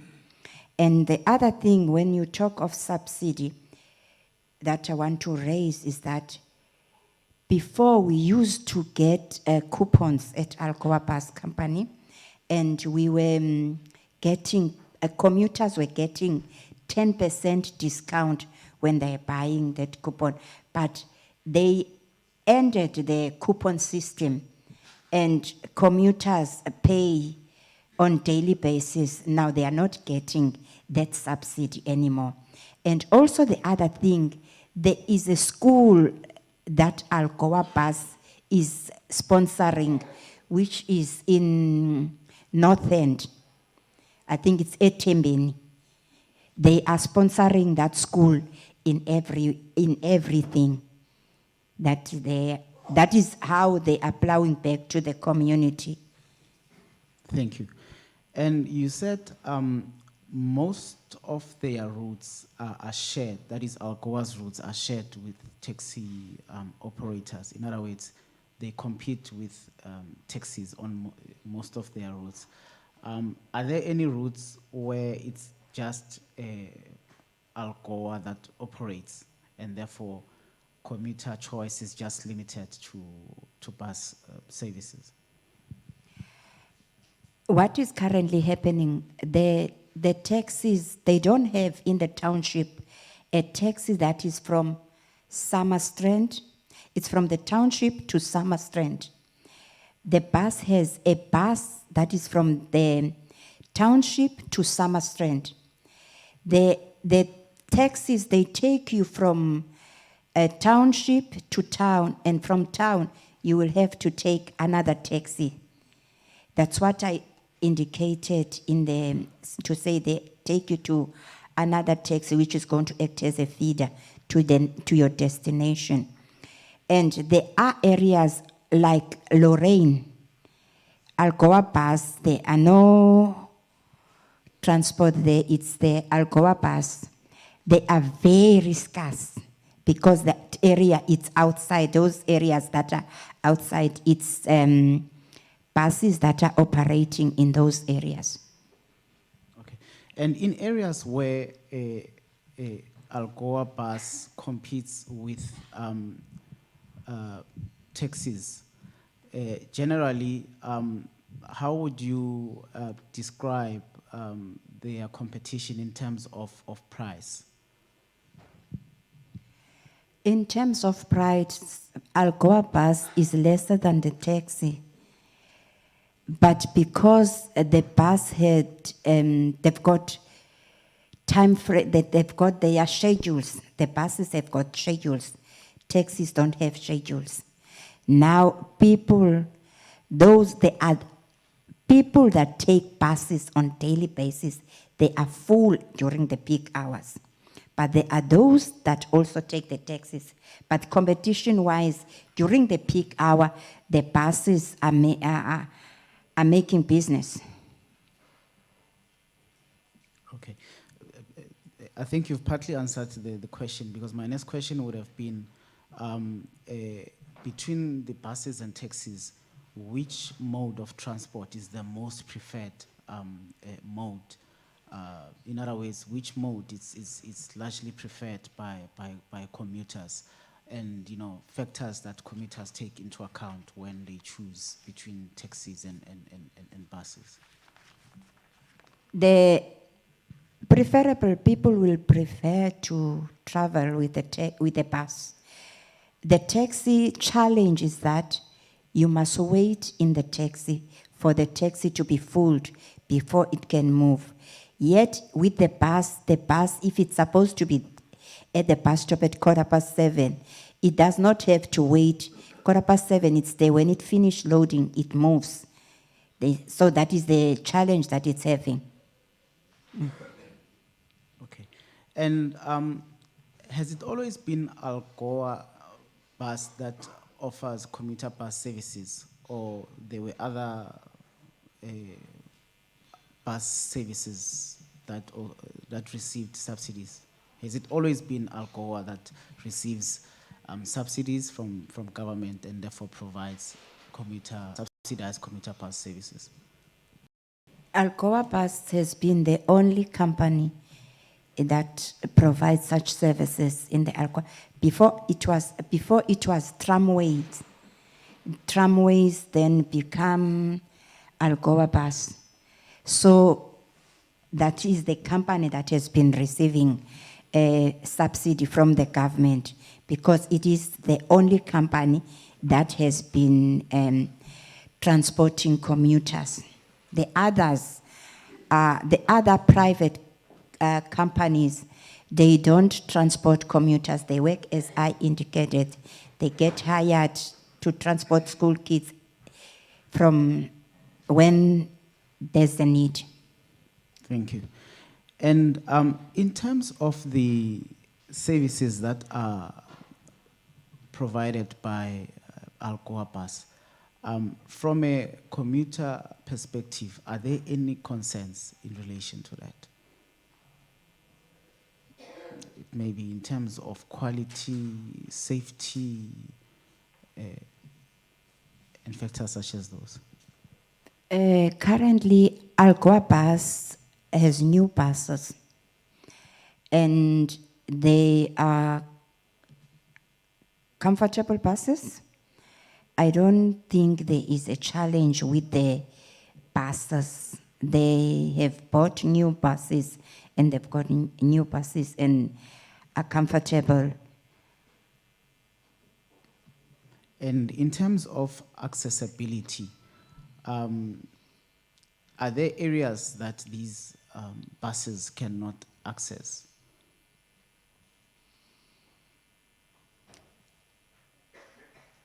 I think the areas maybe they are unable to access is the new areas, because every now and then in the Nelson Mandela Metro, there's a new area.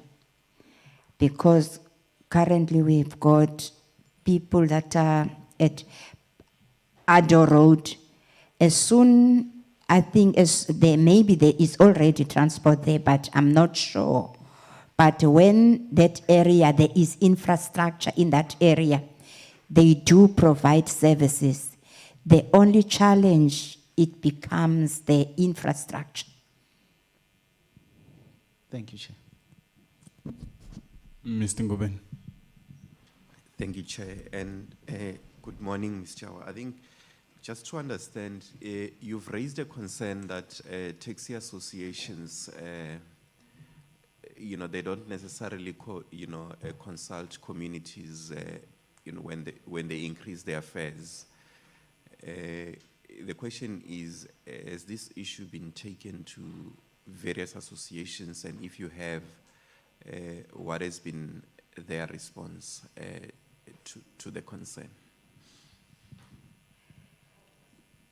It has not been taken in a meeting or formal, but when we see that when you hear the collector saying there's an increase, or you only see the paper that is written and put on the window, and then you challenge it, they then apologize.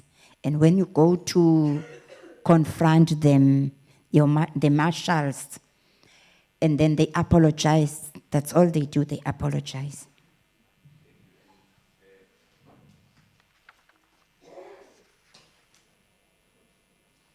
Thank you. And you then mentioned as a challenge, and I may have missed this in your submission, that public transport does not cover all areas in the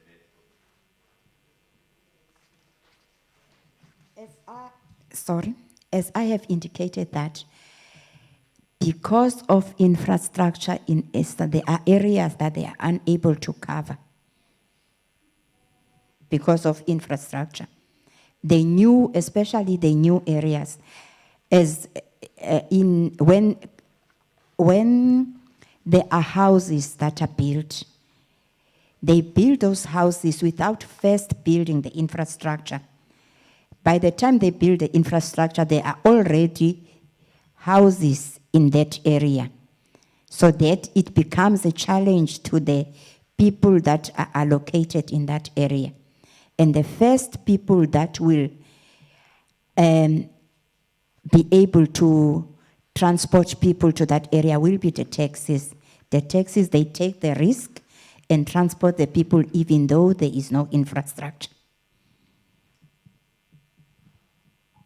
Lastly, Chair, you mentioned when you started that in terms of buses that you know there is a private bus operation operating from the university.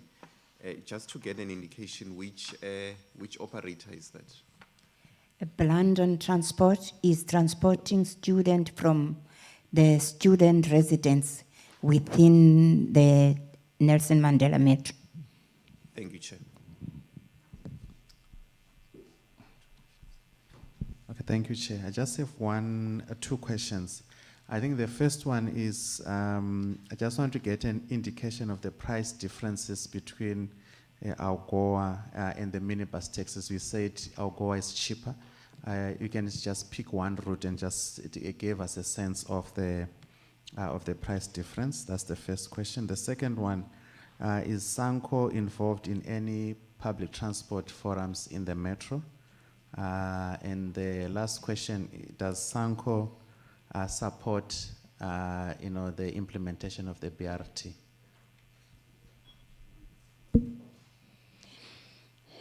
Okay.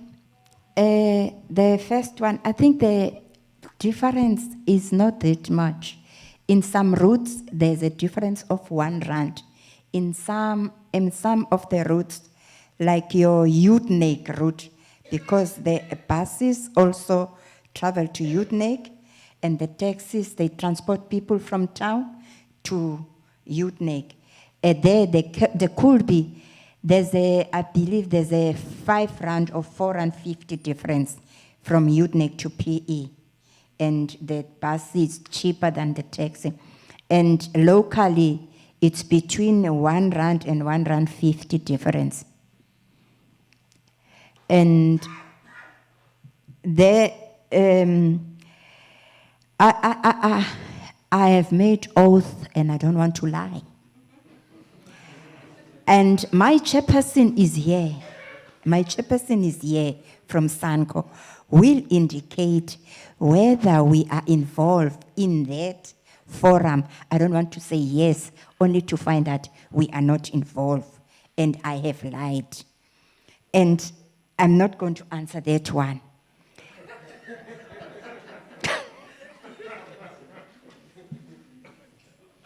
But will the chairperson be able to answer that question? Yes.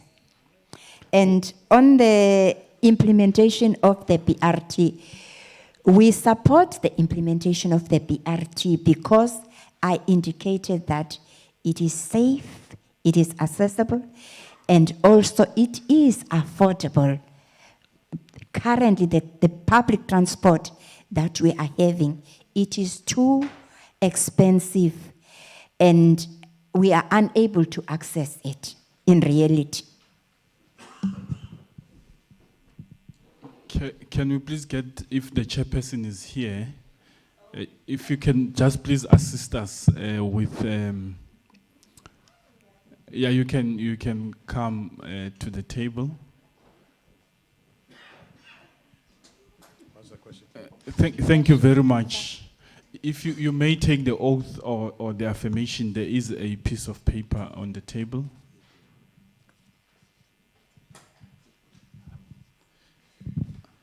I, Mpoli Simani, solemnly affirms that the evidence that I shall give shall be the truth, the whole truth, nothing but the truth.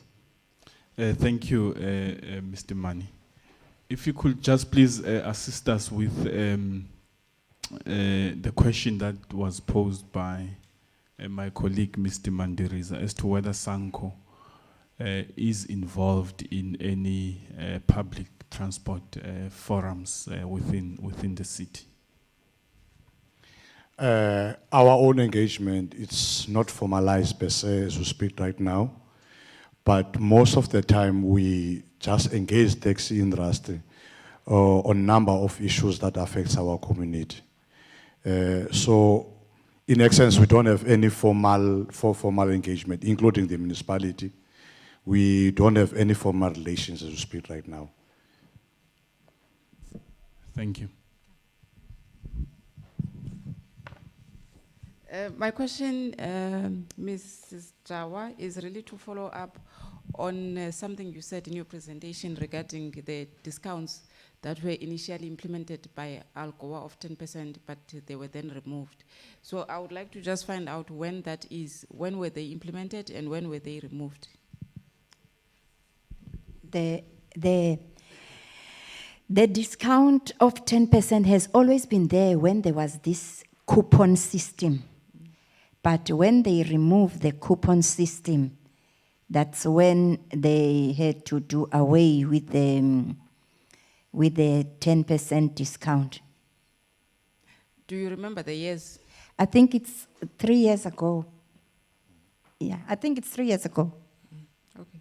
And how did the introduction of the 10% discount, how did it affect affordability for commuters? Because you seem to suggest that it would be useful to have that still implemented or still in place. It affected because with the when you buy a ticket on daily basis, you pay more.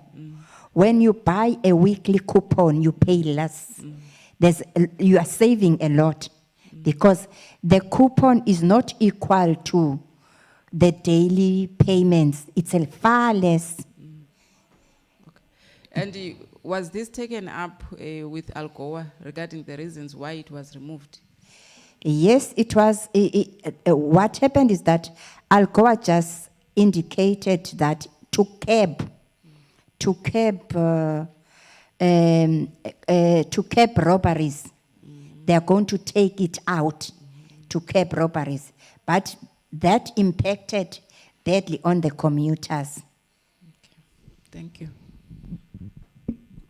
If you could just clarify, just in terms of the market share split between the minibus taxi industry as well as Alcoa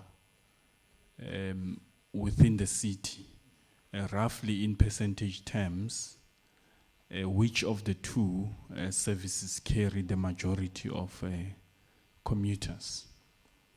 Just rough percentages in terms of the market share split. I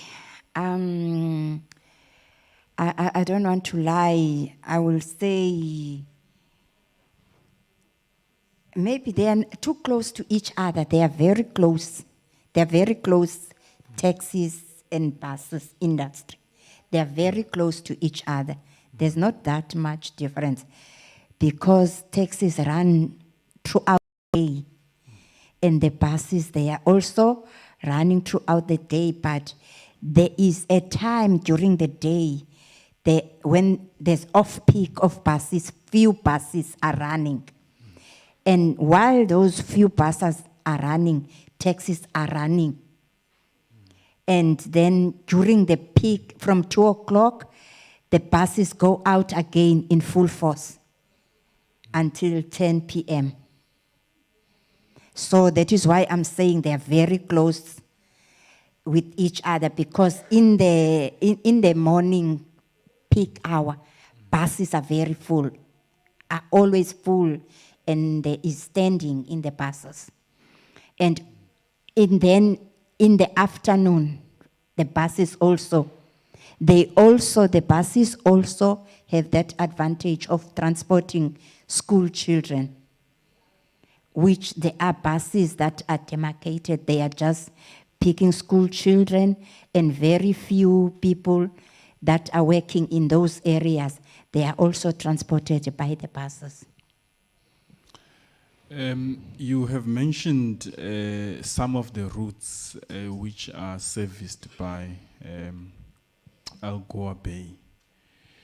And you also indicated that obviously Alcoa Bay is the only provider of subsidized commuter bus services within the city.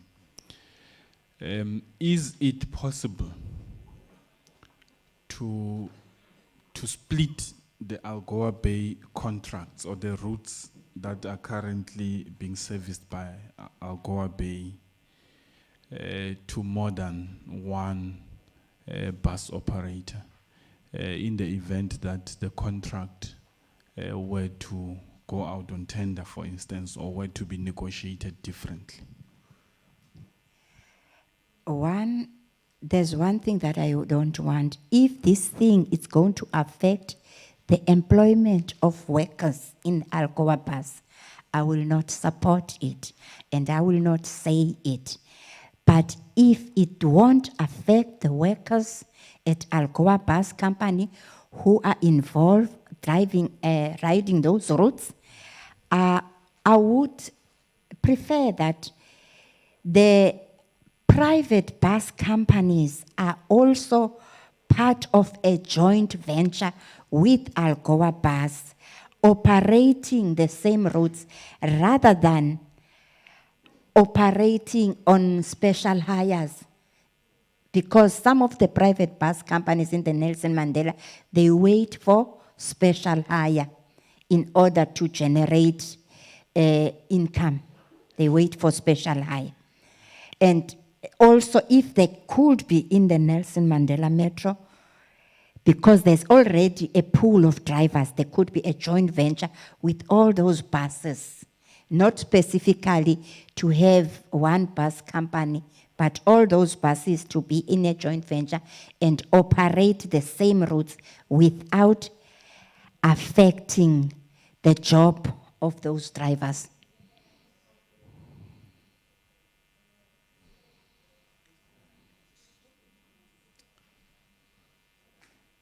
And if you could just, I think you did mention it, just clarify what is it that seems to be attracting at least some commuters to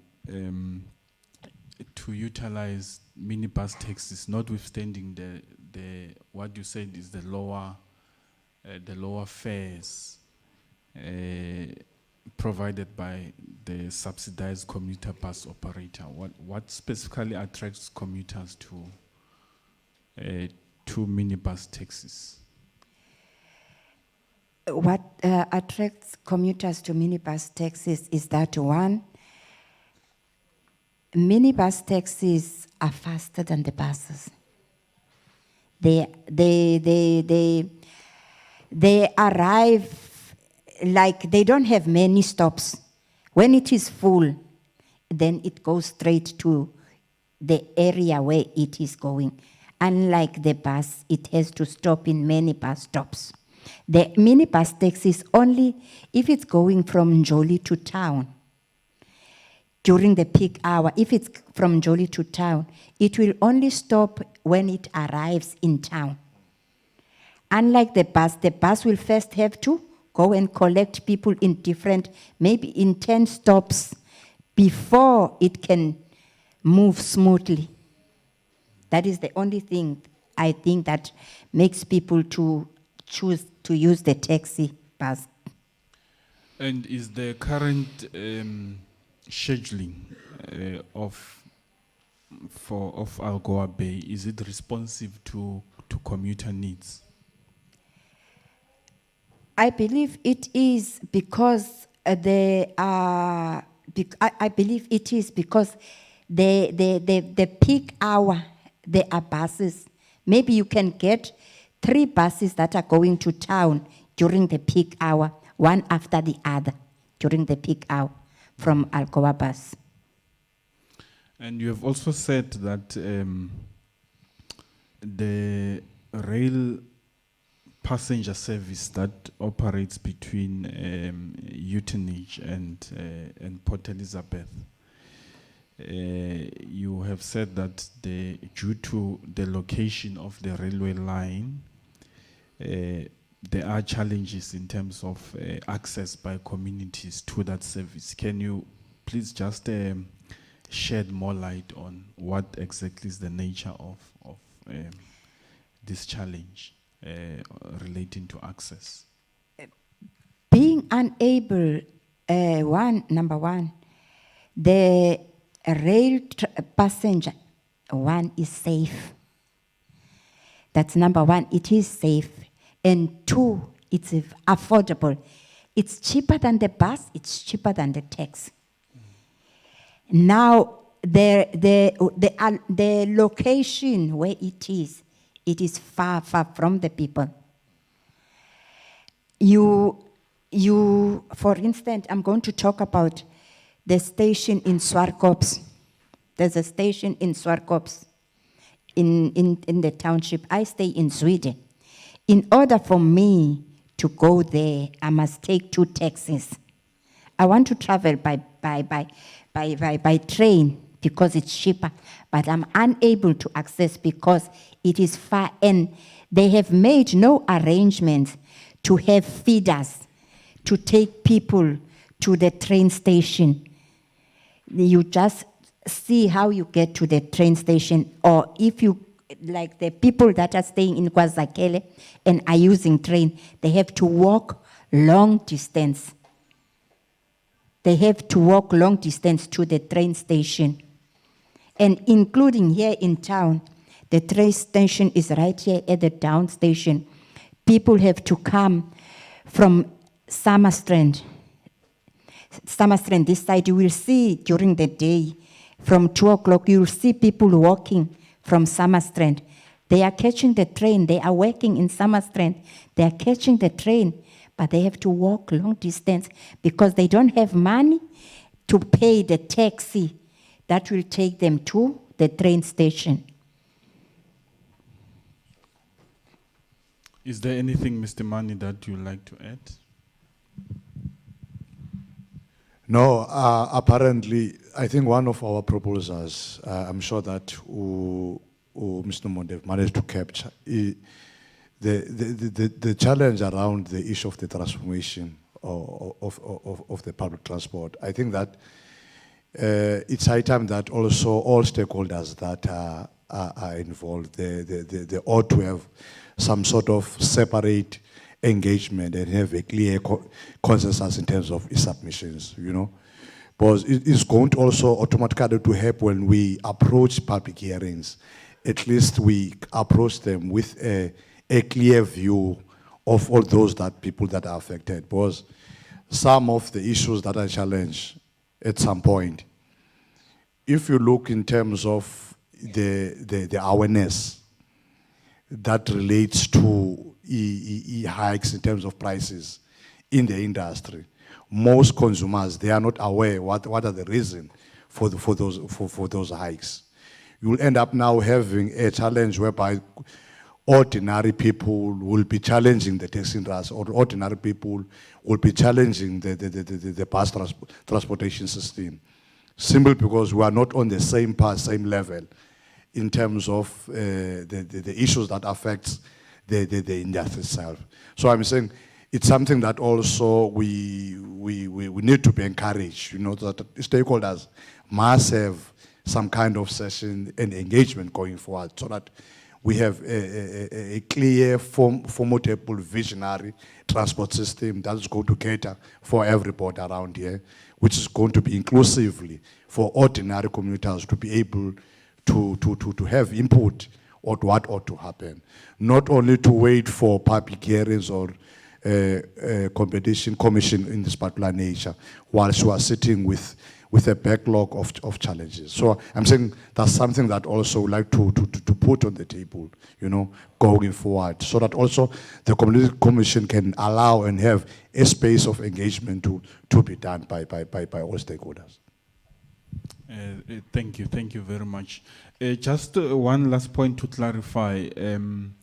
Are there private bus operators who are operating within the city on an unsubsidized basis, or is that service non-existent?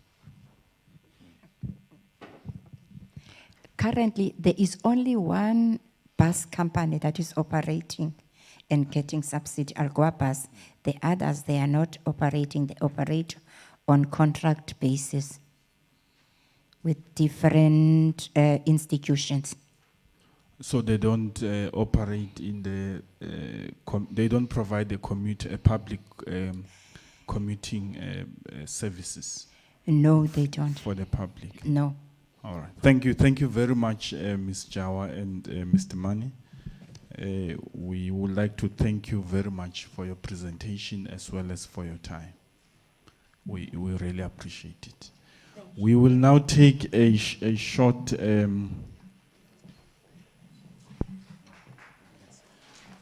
Yeah, we will take a short break, and we will be back at 12:15.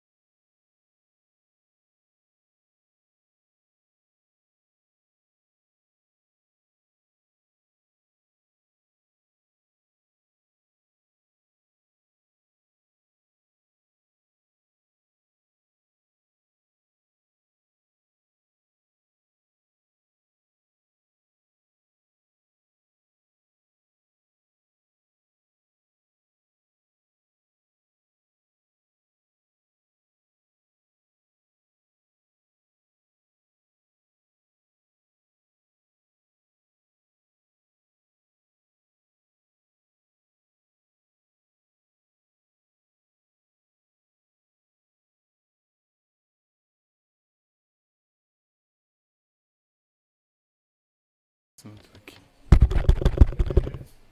Oh, you can hear. I'll use both. Welcome back. We will now receive the next presentation. Welcome, ladies and gentlemen. If you can please, there should be a piece of paper in front of you. You may take the oath or the affirmation.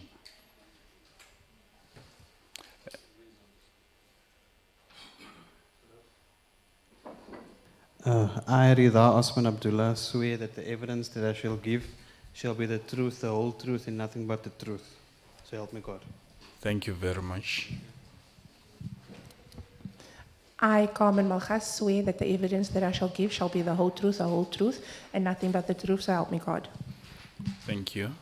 I, Vince Matthews, swear that the evidence I will give shall be the truth and nothing but the truth, so help me God. Thank you very much. I'm not sure who is going to start, or the lady is going to start. If you could start by introducing your organization, your position within the organization, and how long have you held your current position? Then you can take us through your presentation. My name is Carmen Malgas. I've been a Uber driver for just about a year and 2 months now, and I operate within the Port Elizabeth area, as well as I also do some Taxify as well that I've applied for.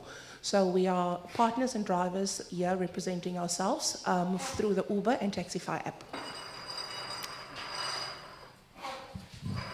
I'm Vince Matthews. I'm a Taxify and Uber driver for the past 18 months. And yeah, I'm here to represent myself. My name is Rida Osman Abdullah. I've been in the meter cab industry prior to Uber, and I'm an Uber driver partner as well. We're also busy with the association, still in its teething processes. We're just waiting for things from the lawyers, but we do represent the Eastern Cape E-Hailer Association. Thank you. Thank you. You can now take us through the issues that you would like to raise. Some of the issues that we would like to highlight today is obviously issues that we as drivers as well as partners are experiencing out in the industry. Number one thing that we are having big problems with at the moment is obviously our permits being issued by the Department of Transport. At the moment, in Joburg and Cape Town, we are sitting with a process that all permits and things are being granted under the e-hailing service category because of the new amendment to the bill.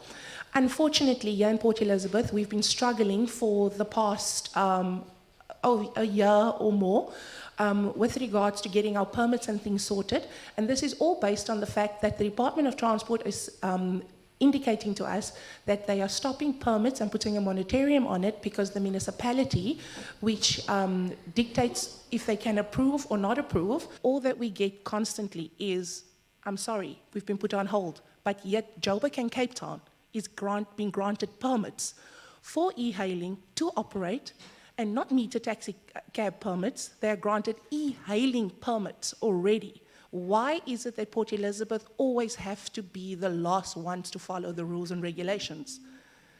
All we're asking for, if there is problems or anything like that with regards to permits, why can we not come together as a body, as an association, or different stakeholders from all backgrounds, community-based, as well as partners and drivers and everything, even meter taxi cabs and taxis, come together and find a common ground of how we can work together. We're all here to make money for ourselves and to feed our families. A lot of us is doing the whole e-hailing thing because we cannot find work out there, unfortunately. I've been looking for a job now for the past 2 years. This is my backup plan until I find a legal job, a proper job that can feed my family. So what do? Do we sit back and wait for, unfortunately, for the Department of Transport and the municipality to come to terms with us? The IDPS, like the lady mentioned earlier on, was put on hold from 2010 up until now. They only brought it back now only in the northern areas. The buses specifically run till 10 o'clock in the evening. What we do is we don't just operate in your normal ranks or anything like that. We pick up people from a door-to-door service at the end of the day. People contact us in the mornings. You know, they go online, they order an app to take them to the bus stops, the taxi ranks and everything, because it's too dangerous for them to walk early hours of the morning to the different ranks or anything. They get robbed. I mean, sometimes the police actually contact some of us that are close by to different areas to come and pick up commuters that are waiting or stuck there because they can't walk to their homes or to the different areas, because they're gonna get mugged, they're going to get robbed or anything. So how do we find a common ground with DOT, with the municipality and all the other stakeholders involved with regards to this bill to work together in unity so we can start really making the city's transportation efficient at the end of the day? That is what we need to look at over here. As much as what we have issues and problems and grievances, how are we going to work it? The lady mentioned that a lot of youth is not being given opportunities and jobs and things like that. A lot of females, I found out, in the transport industry are not out there. We are not being given opportunities fairly. Sorry, we're not being given opportunities fairly. Unfortunately, a lot of the industry is male-dominated, but there's nothing we can do about it. Only thing that we can do about it is see how we can push from there and work together. We are trying to establish an association where we can get things regulated. And that's unfortunately how we have to work with lawyers and things. Sorry, I think something's wrong with the mics. Yeah, in the interest of time, I think you may continue, but maybe try to hold it not too far, but a little bit that way. from, Okay. yeah. Okay. The other issue that we also need to highlight is that obviously e-hailing does not conform to any ranks or areas that we actually parking. We need to look at how we are obviously using the app. The app is based on an electronic system.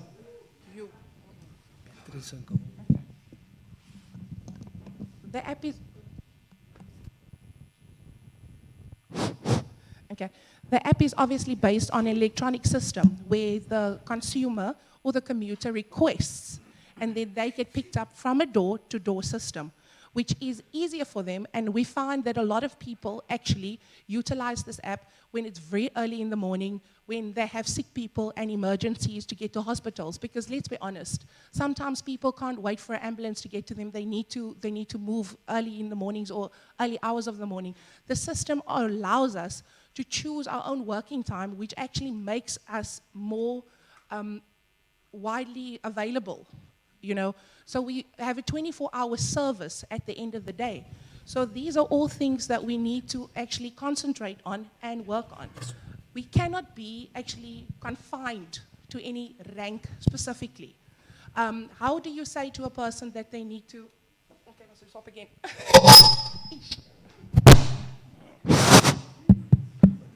There's something wrong. Okay.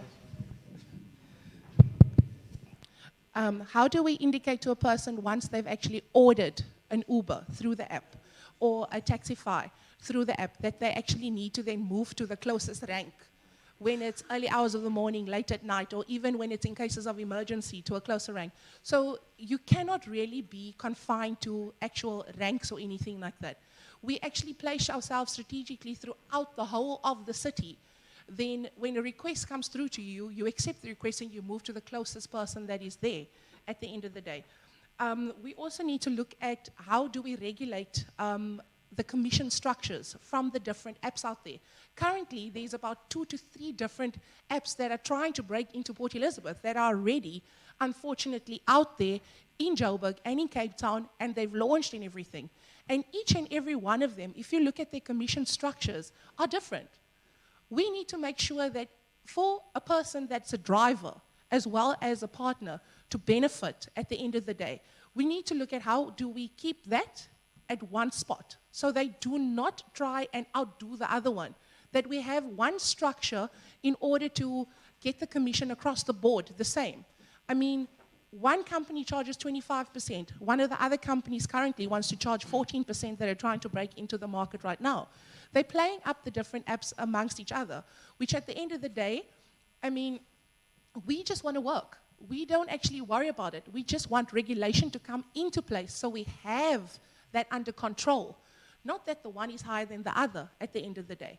We need to make sure that we are not being done in, that we constantly have control with regards to that, and that we have other issues from a worker's point of view also under control. But that is why we are pushing to have the association out there at the end of the day. The way the association will come in then at the end of the day is to try and help us regulate all of these items with the department and the municipality and all of the other stakeholders in place as well. Please, just if you can just hold. It looks like your mic went off.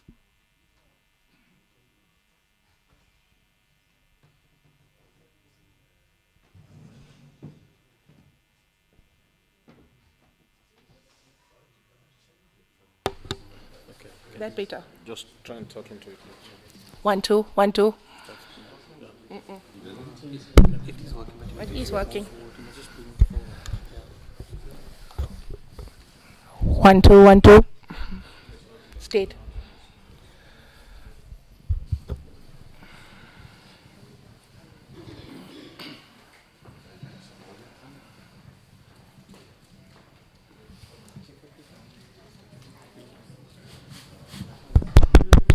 Perhaps in the interest of time, maybe we need to share mics. Okay. Yeah. Just in the interest of time.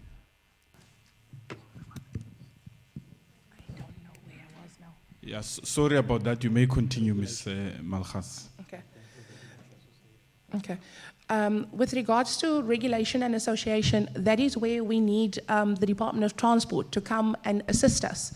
We are just, your normal Joes on the street. We do not know what the actual laws and things confide. We can maybe try and get attorneys and things like that to help us.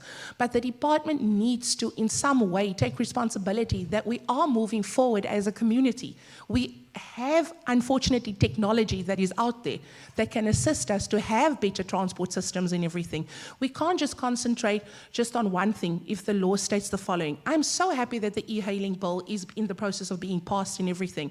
But at the end of the day, we need to diversify ourselves as well.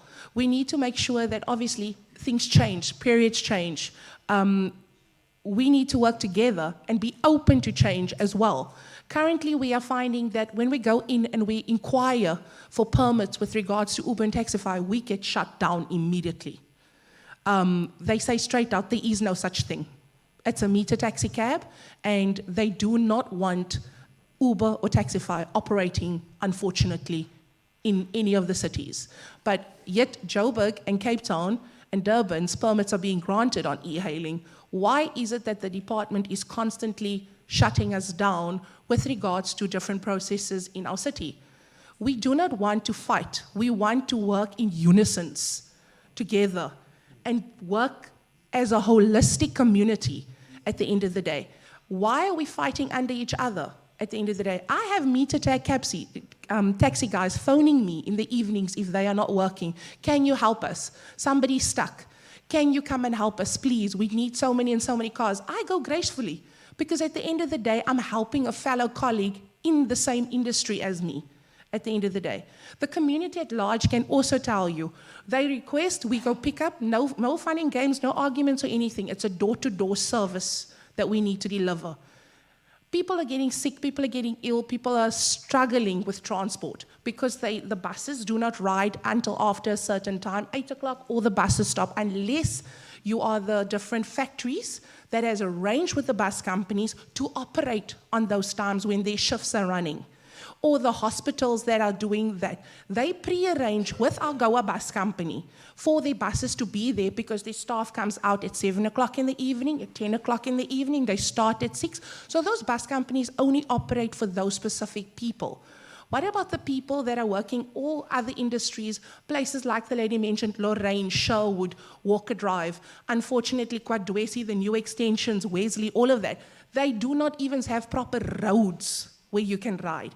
If you do not know those areas well, they won't go there. They won't operate there. There's normal rank taxis and so on, but they operate until 6, 7 o'clock. Then they don't work after that. So if you do not plan yourself properly, you will have no way to get there. That's where the people come in and they utilize Uber and Taxify at the end of the day to get home safely so they don't struggle. When the taxi strikes and things like that are on, we are in danger as well because they actually, at the end of the day, threaten to throw our cars and stuff broken. So now we also have to stop working because at the end of the day, we have to consider the fuel prices as well. Do our vehicles get damaged? Because all of these things are going on at the end of the day. The fuel increases are killing us.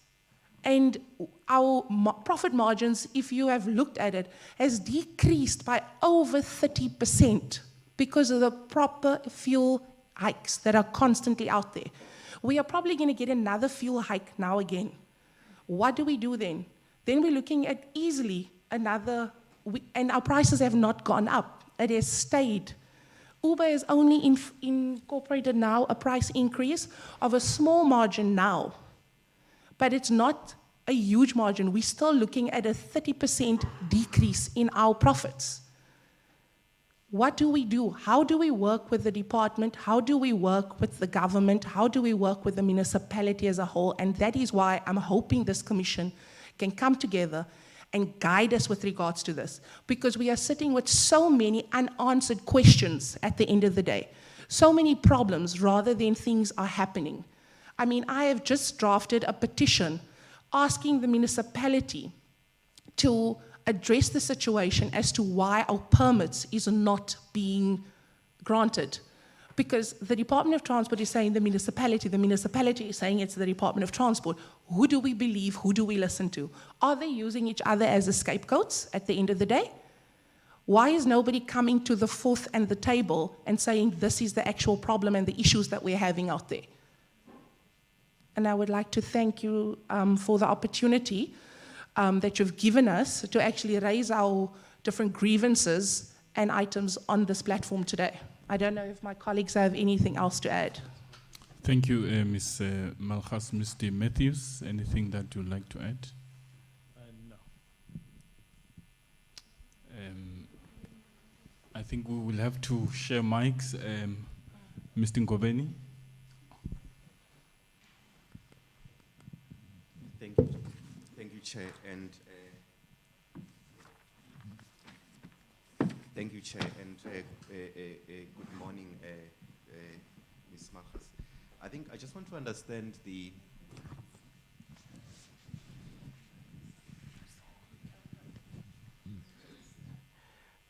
I just wanted to understand the status in terms of permits, and the question is. Are you saying that there is currently a situation where the municipality is saying that they're not going to be issuing operating licenses to, under an e-hailing category? Or are you saying that there is a moratorium and they're saying that they're not issuing licenses at all, operating licenses at all, be it, e-hailing, meter taxi, or minibus taxis? I just want to understand what is the current status. Are they saying that they're not prepared to give you an e-hailing operating license under, what is referred to as in other provinces under a meter taxi category? Or are you saying that there's just a moratorium and then they're not issuing any operating licenses? Okay, the original applications that we did was obviously under meter taxi cabs. When we applied, they said to us that it's the moratorium, which was a year ago. When I went recently to go and reapply for my thing, because they sent us letters to say that no permits will be granted. So I went to go and reapply again. Then they indicated to me that unfortunately the municipality has asked them to put a stop on all meter cab taxis because they have now been going through the whole process of actually doing the whole survey for over a year. The survey has taken them so far a year and plus, and they still haven't come to a consensus. They have not even looked at the e-hailing section with regards to into the bill at all. They are just saying no to all meter tag taxis. And they're not even using e-hailing, so. And what it actually means is that we have a situation where to an extent that they are operators. So maybe you can tell us, so how are they operating? How are your, your colleagues operating? Are there people who've been allocated licenses before, and is it just a question that a year ago then this moratorium was introduced? There are people that are actively using their permits and everything. They have either bought somebody's car with a permit, or they have been issued permits before the time, or they have ranked taxis on the road, basically. So they've been granted permits. But the rest of us that has just applied, the new permit requesters, have just been stopped. And from government, what they're actually saying is that from government's perspective, what they're actually saying is that they're now conducting some survey to determine, if I understand you correctly, determine, whether or not The feasibility of it. What's happening is, let me put it to you, the exact words that the lady constantly tell us, is they can only take on applications, right? They have to then go to the planning committee, which is the municipality in retrospect. The municipality has the right to decline or approve. So then the committee decides. If the municipality says no, they say no. If the municipality says yes, now the municipality has been saying, according to them, they can't because there's too many illegal meter cab taxis and things like that on the road, which in my understanding is people are coming to the department to try and do the right thing, follow the process and everything. And the illegal things needs to be policed by the Department of Transport and the municipality. That has got nothing to do with us that actually are following the process to get the permits and go through the whole hearings and everything. But they are now stopping us based on that and the ITPS and the survey that they're doing.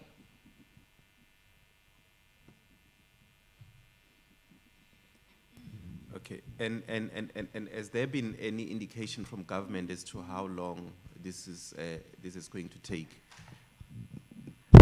I've asked that question on 2 occasions already, sir, and they keep on telling me as long as the municipality takes, it will take. That is the response that you get every time. There's no timeline, there's no structure, there's no common ground where they say, okay, we're going to call an informal committee or put together stakeholders in order to push the process or anything forward like that. There's just no communication with regards to how long the survey is going to take, who's doing the survey, who's in charge of things, or even me going to them to find out how we can assist as well. But just nothing. They just say, sorry, you just have to wait. Sorry if I can just come in there. I myself, I do have permits for my vehicles. I've been operating in the meter cab industry prior to Uber. But in order for me to get the permits, I had to prove that I had businesses, like I had business for the vehicles. They wouldn't just issue you permits. So likewise, there is business with the e-hailing apps. So obviously for them to motivate, the motivation is there because there is business. So we don't see why they should deny the application. We're just looking for assistance, obviously, for a way forward. And other than the challenges, government challenges in terms of permits, what other challenges are you facing as, as operators of e-hailing services in this province? Okay, we have a variety of challenges, and obviously, one of them is obviously the different commission structures that the companies are coming out for. We're also looking at, proper work ethic between partners and drivers, and obviously the responsibility being given. The e-hailing companies are trying not to take responsibility for somebody actually working for them. Those are also a scenario that we have to look at. We are employees of somebody, but nobody wants to take the responsibility that we are actually employed by the company because we're working for them on their app, but they're not indicating that we're actually employed by them. This is the whole thing that Uber is facing currently in London, where they actually got kicked out from there, as well as some of the European countries, because they're saying that the people are not employed by them. They actually just saying that you are paying us a commission to utilize the app at the end of the day. Yes, we are paying a commission to utilize the app, and to be active on the app so we can have steady and consecutive trips and things like that, which is normally the case and everything. I mean, we average about, myself, I average between 100 to 170 trips a week, you know, which is quite a bit at the end of the day. Instead of standing still and waiting for people to come to you or people to contact you with regards to a rank system and everything. There's constantly work coming in. So I know I'm being guaranteed work. That's just one of the issues that we're sitting with. The other issues that we're also sitting with, obviously, is a matter of safety. We are being targeted around every corner. And I've actually had various appointments with SAPS to sit down with them to find out how we can work together. Because when we work in like the different townships and things like that in Port Elizabeth, the guys always find or try to find it easy to try and target us, to rob us, and you know, it's easy, quick money for them, because we obviously do accept cash as well. They try and get the money and our phones. That's the first thing that they go for and everything. And at the end of the day, especially when it comes to late hours at night and early hours of the morning, that is when they try and target us most of the time. Those are all safety concerns, safety issues that we need to work with. That's why we've gone to SAPS, and SAPS has indicated that they want to sit with us and work very closely with us, with the different clusters and everything. But that's just some of the issues that we have. There are a variety of others, and I don't want to take the Commission's total time up to highlight all of those unfortunate issues and stuff. That's why we want to do the whole association and get it structured so we can work properly and get all drivers and partners to be a part of that association. On the fare issue,